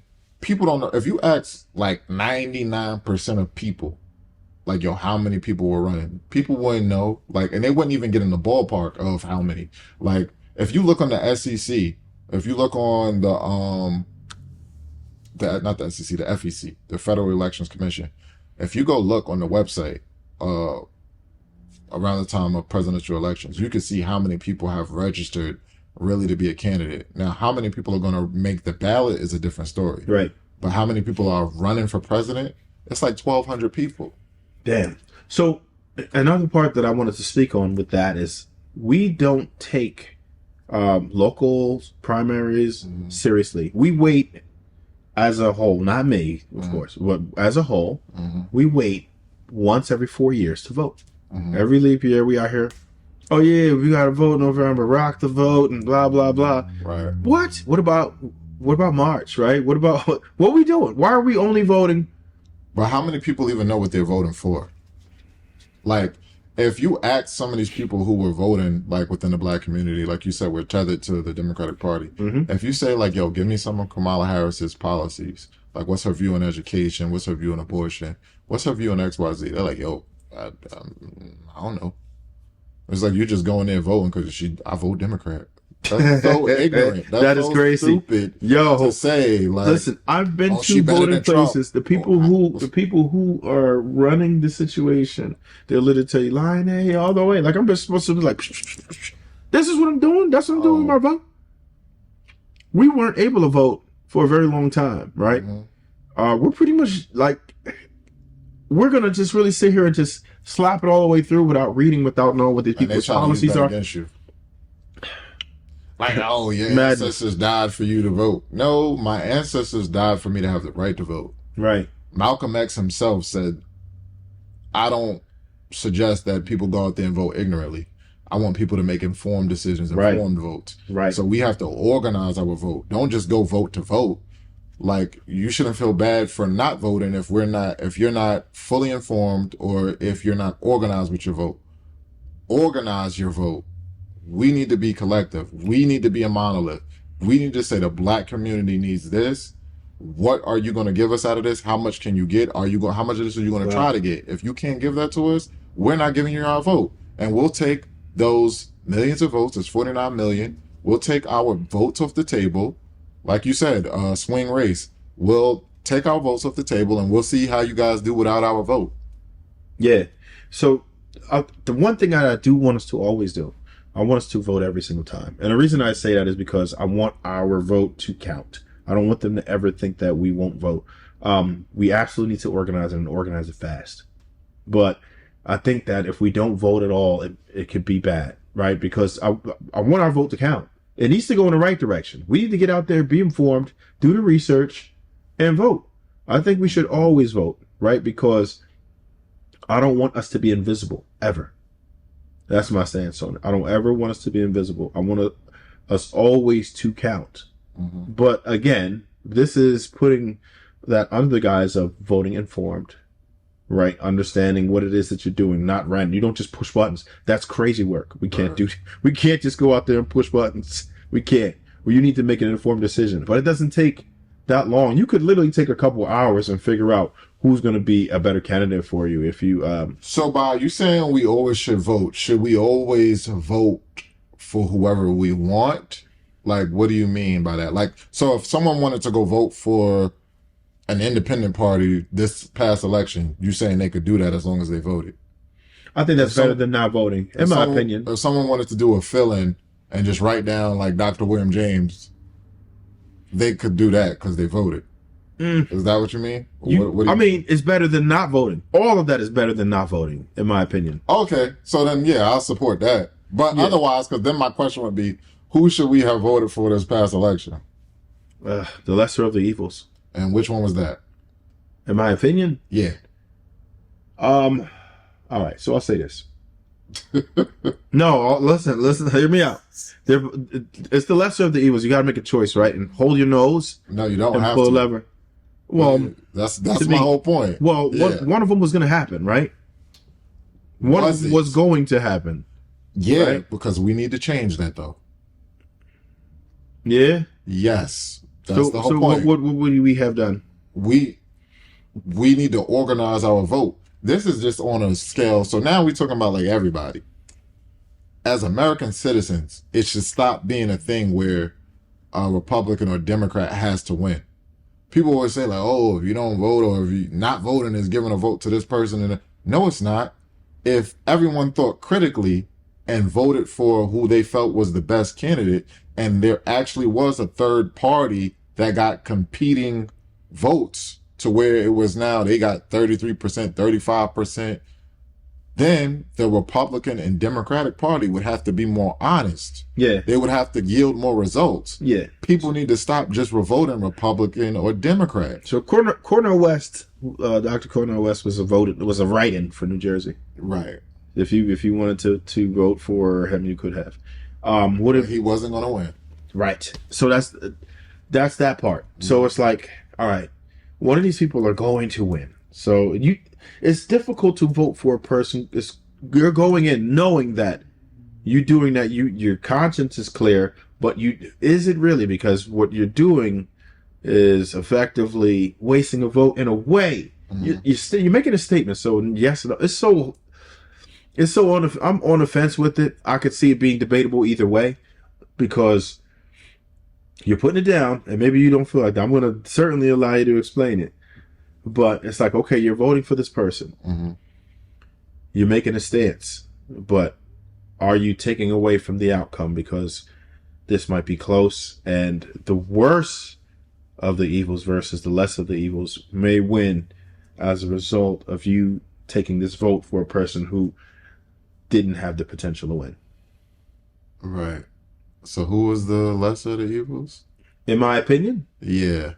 all right, I would say the Republican Party this time around. Oh, It's not static. It's not static, this right? Okay. This time around, I would say, and I'm independent now. Right. Mm-hmm. I grew up Democratic because I didn't know any better. Mm-hmm. I'm open to, both sides right now, right? I'm independent. I don't want to. Whoever would do better for me and my family and society, in my opinion, is who I would go for. But I believe that there's too much happening right now, right? We're doing a bunch of things. The global warming thing, I'm against. You're doing too much with that. The authoritarian stuff, that's crazy. I can't post what I want on social media without being blocked. Mark Zuckerberg just released a video talking about how they tried to they forced them to be quiet about the truth. That's true. That's crazy to me. Thirdly, we have, it seems like they're anti-human. If you're supporting baby deletion and simultaneously supporting same-sex marriage and stuff, it's like you don't want the population to grow. You don't want society to grow. You want us to be degenerates. Everything is okay. They're supporting feminism. Feminism is what kind of ruined relationships, Yeah. right? And the nuclear family, in my Right. opinion, Mm-hmm. right? I believe in the Second Amendment strongly. Right. They're infringing on that right. I do believe we should protect ourselves. I'm an guy, right? I have that. Mm-hmm. I have quite a few toys. Yeah. Pause. But that's just what I like. I want to be able to protect myself Right. in the event somebody try to violate. I'm not out here, flexing and all of that. But if somebody tries to violate, I believe I should be able to defend myself and my family. Mm-hmm. Those and I'm a gearhead. I like cars, right? Mm-hmm. The ozone layer is literally closing. I don't know if people understood the ozone layer is closing. You don't have to believe me, but just look, it's closing. Mm-hmm. It's healing itself. What they lied and said would never happen. Mm-hmm. The ozone layer is closing. Scientific fact. Go look it up. Don't believe me. Mm-hmm. They told us the opposite of this global warming thing and all this. So what I'm saying is that, and not to mention the mysterious virus and how they told you must take this this cure or you won't be able to have a job. You can't go to work and things like that. Who's that under? Who made that mandate? Yeah. That was on Biden was making that mandate where you couldn't do that, and all the blue states are the ones that support. Biden made that mandate. You had Fauci was appointed by who? When COVID hit, Trump was in office. He was in office, but he didn't make any mandates like that. I'm pretty sure Trump had the mandate. I'm trying to think. Let me think. If you look at I think it did come. I remember it coming strongly because in education, it was making all of the teachers. I didn't have to. Yeah. Because I got an exemption. Right. I think, but so it hit in 2020. I think in 2021, when Biden came in, I think that's when it really got serious where they made the mandates. Right. That's when I really made. Yeah, and you saw the difference in the states. Yeah. Like the red states were like, go ahead, we're going to business as usual. Yeah. We out here, go ahead, throw a mask on and keep it moving. Yeah. Whereas the blue states were like, no. Oh, you guys, you're killing everyone. You're not wearing your mask. We're all going to die because of you. Yeah, that was crazy. They was really doing that. I got religious exemption. And I got religious exemption for like myself and like I wrote letters for like 3 other people. Nice. I got religious exemption. See, people got to know how to smart and fight in an intelligent manner. So you got to fight and use the law on your side. So that's what I did. I was like, before I do this, first of all, I was willing to lose my job as an educator before I did that. But anyway, before I, quit, resigned or whatever, I was like, I'm fighting this from, a legal standpoint. And I took religious exemption and it got approved. So those are the many reasons that I had, whereas I felt like this was just not the time. So right now we're in an era where there's an extreme right and extreme left. Mm-hmm. Right? This shouldn't be the case. They're both not good in my opinion. But the lesser of the evils for those reasons I mentioned. Right now is them attacking the families, and I think it'll be more detrimental to society if we allowed them to win this time around. The thing that I think is funny to me is how people try to make it seem like, oh no, Trump won so bad, like he didn't already do 4 years in office. He was basically the incumbent. Like once Kamala was in. They're trying to act like we don't already know, like, oh, black people, look out, you go back and change. It's like we already experienced 4 years under him. Yeah, that part for me. I'm so with you on that because I'm like, I realized we had him before, right? Right. Like we kind of know what he's about. Like it's like what was so different? Like what did Biden change for black people? Like what was the drastic difference from being underneath 4 years of Trump for black people and 4 years underneath Biden? Like, what was the drastic thing to where now you better be on the lookout for your life if Trump comes back? Yeah, the police are going to be emboldened. Project 2025. How many times you heard them screaming Project 2025? He denounced Project 2025. More than once. Yeah, so, like, again, I'm an objective person. You can't try to make me become a parrot. And that's a lot of things. I always tell people to do their research. Look for yourself. Look at the facts. Sometimes people get in these echo chambers. Sometimes people are just repeating what they heard or they take part in herd behavior. Oh, everyone is saying this is what it is. This is what you got to look out. They hear someone say Project 2025. Oh, you're a Trump Project 25, and then they go repeat it. and they haven't done their research yet on it. Mm-hmm. You say so. You say to them, "Tell me about Project 2025. What is it? What's so bad about it? Just go read it for yourself." That's when they haven't read Yeah. it. No, Yeah. you tell me Yeah. about it since Yeah. you. Oh, it's not You my brought it job. up. It's not my job to inform you. You Well, brought it up. you are You should know informing me about it. apparently if you told me about it. And if it's so serious, shouldn't I know about it? Right. If it's so serious, shouldn't you tell me about it? Why would you all of a sudden, you know, want to leave me in the dark? You want to leave this cliffhanger now? Oh, Project 2025. What about it? Oh, go look for yourself. No, tell me. You brought it up. Like, oh, watch out for Trump. All this bad stuff. Like what? So I just do your own research and be able to really speak to things instead of just, echoing what everybody else says. Makes sense. All right. We have something different. How do you feel about ADOS and FBA as far as a movement? And do you think it makes sense for them to separate themselves from other black groups? I support ADOS and FBA as a movement.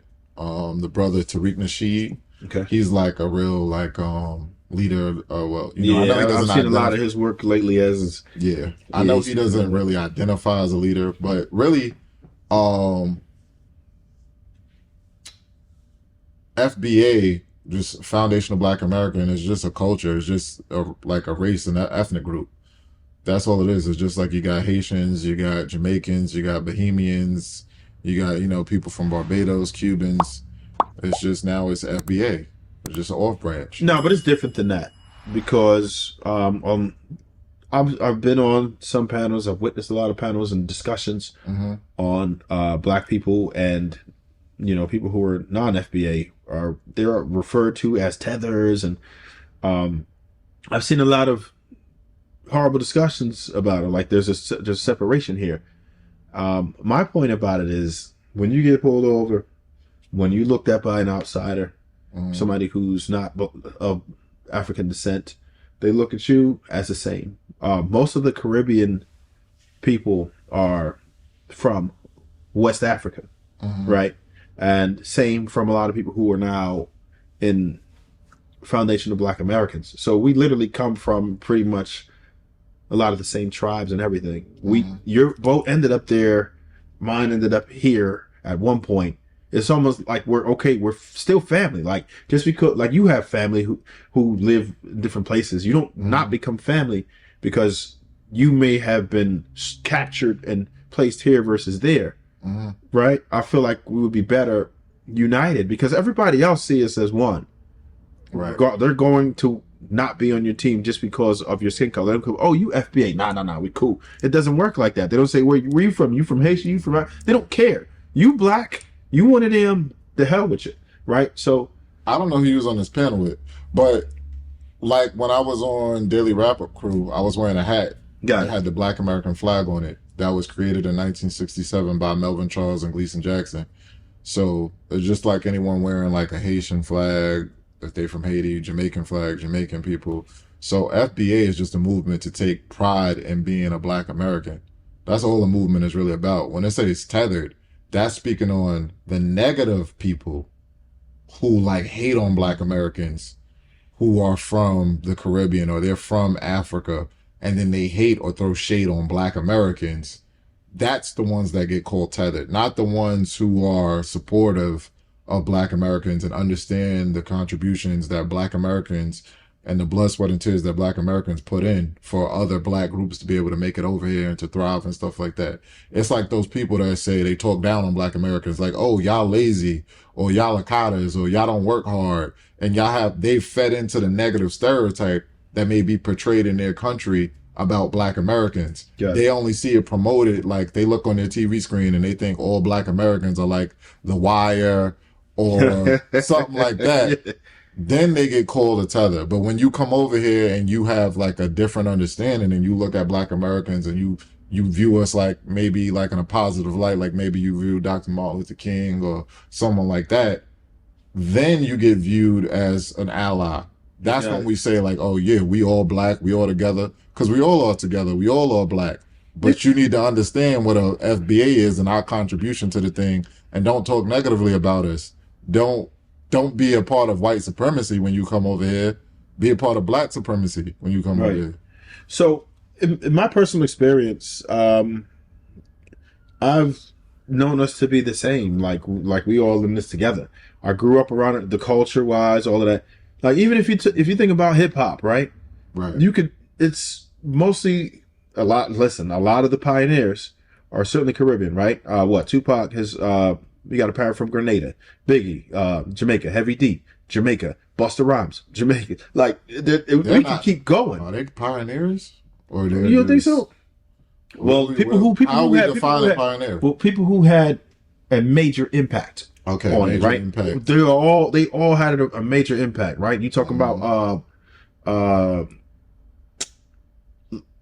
like let's say there's a bunch, there's a lot more, but I'm just giving the examples to say like as far as Caribbean being part of the culture, right? Especially if you're going to say Tupac and Biggie, like come on, what we doing?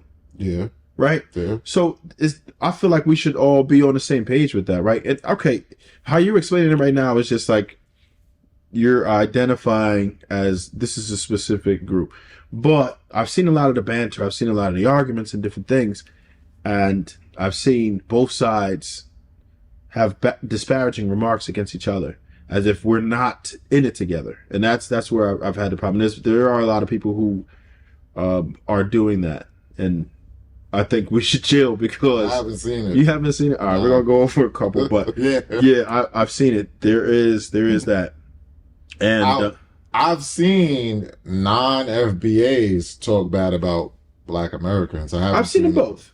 To be honest, I've seen them both. I mean, I'm talking about. I've experienced it. I remember I sat down at a table with a group of people. For some reason, people think I'm from the Caribbean sometimes. Just off a look, they think I'm like Haitian or Jamaican or something like that. I don't know. Again, we both from the same tribe. That's like, I don't get it. But I've sat down with them and they start talking and they say things like, "Hey, you know, Black American people, they're lazy," and I'm like, I remember I sat down. I was with my homegirl, and like you know, it's a gathering. You know, I'm meeting them for the first time. They know her. She was Jamaican. She knows them. They don't know me. And they said this thinking maybe I'm from the Caribbean like they are. And then she was like, he's a Black American. And then they was like, you know, they switched it up. I was like, no, not like you or whatever. Damn. You know, because they caught now. Yeah, now you embarrassed. You know, I'm sitting here, you know, I'm Dr. James. You travel a lot, I'm sure. You got a license for what? How many countries? 180. 180 countries. No, 180. A driver's license for 180 countries. I didn't know you could even do that. So you travel, right? And what you understand is that when people are imported to the United States, right, there are visas. It's not like how we could just be like, oh, I'm about to jump on a plane and go over here. I'm going to jump on a plane. It's not like that. For them to come to America, you got to get a visa. You have to be approved. Is it a work visa? Is it a school visa? They don't let most people come over here. Yeah, I need one for Brazil. Right. Most people can't get over here. Mm-hmm. So it's people who have resources, influence, that are getting over here. So you already have the people who are elite that are coming over here. So they might be a certain way in their country, might be that guy in their country. So when they come over here, they have that attitude. So that's why you see people with certain attitudes. It's only a subset of people who can get over here. If you went to some of these countries that are not FBA, which I know you've experienced, there a lot as a whole, more people are much more humble, right? You see different types of attitudes. But what people don't get is that it's difficult to get a visa to come into the U.S. I understood that, I guess, within the last 10 years after, you know, experiencing and talking to a lot of people like, oh, I didn't know. I thought you could just visit at least. No, you can't even visit. No, they don't play that. That's what I'm saying. Even if some of them, if you get a criminal record over there, please, you ain't coming here. Now it's gonna be extremely hard to get a visa and stuff like that. Yeah, and even without that, books. I've had some females tell me, yeah, no, I'm a young lady. They think I'm gonna go over there and then just you know, get somebody to marry and fool them, and you can't get over there. And nothing wrong, no record, no nothing. Yeah, you just can't go. You got the people who are allowed to go have influence and resources, or there's sometimes work visas, sometimes school visas, but it's not cut and dry. Like everybody just can't come over here. Depending on the countries, there's different countries that have different levels, of course. But it's not like I can just jump on a plane and just show up in America. You can't do that. So why would someone who's successful and on a higher level why would they come over here with a negative mindset of Black Americans? Because they were an elitist where they were already. The people with when you're talking about third world countries in particular, right? Those guys are levels ahead of everybody else, so they already have a certain mentality, and that's not every single person that comes over there, but most of the people who are here, they have influence and or resources. So why would they have a negative? Because they look at how we're depicted on TV. Look at how, like, you see how much hate we actually get when the people who are broadcasted on TV. What do they look like, right? The people. It's just what it is. That's the negative connotation they want you to have of Black people. We're the most demonized. Period. Remember, we're the boogeyman. Yeah. So I mean, I don't know. I don't. People just gotta wake up. That's why I talk about that in the book too. People gotta not fall for any negative depictions of us, and really like know that these are your people. Love your people. Like I never fall for any. I'm never fearful. That's why I go. I've been to so many countries, Right. and I'm smart enough to be aware of my Yeah, you surroundings. gotta know how to move. Just like how I move around, New York. New York is home to me, but I still know which neighborhoods to, Yeah, I absolutely. know You how to gotta know what navigate. blocks is a You go know and what I'm what's not. saying? But I'm not fearful of to go to different countries where they make it seem like, oh, it's extremely violent and this and that and the third. Nah, I'm nah. going. I'm like, yo, these are my people. I'm not gonna be stupid. I'm not gonna be out there flashing jewelry and money in their Yeah, face. But I'm gonna know how to conduct myself. But these are my people. Like you got to know how to carry yourself. And yeah, I don't. I'm not gonna go out there and have a negative stereotype in my mind of like, oh, this is how they're portrayed and oh, they poor and they looking to rob me and take advantage and do this. I got people from all over the Caribbean.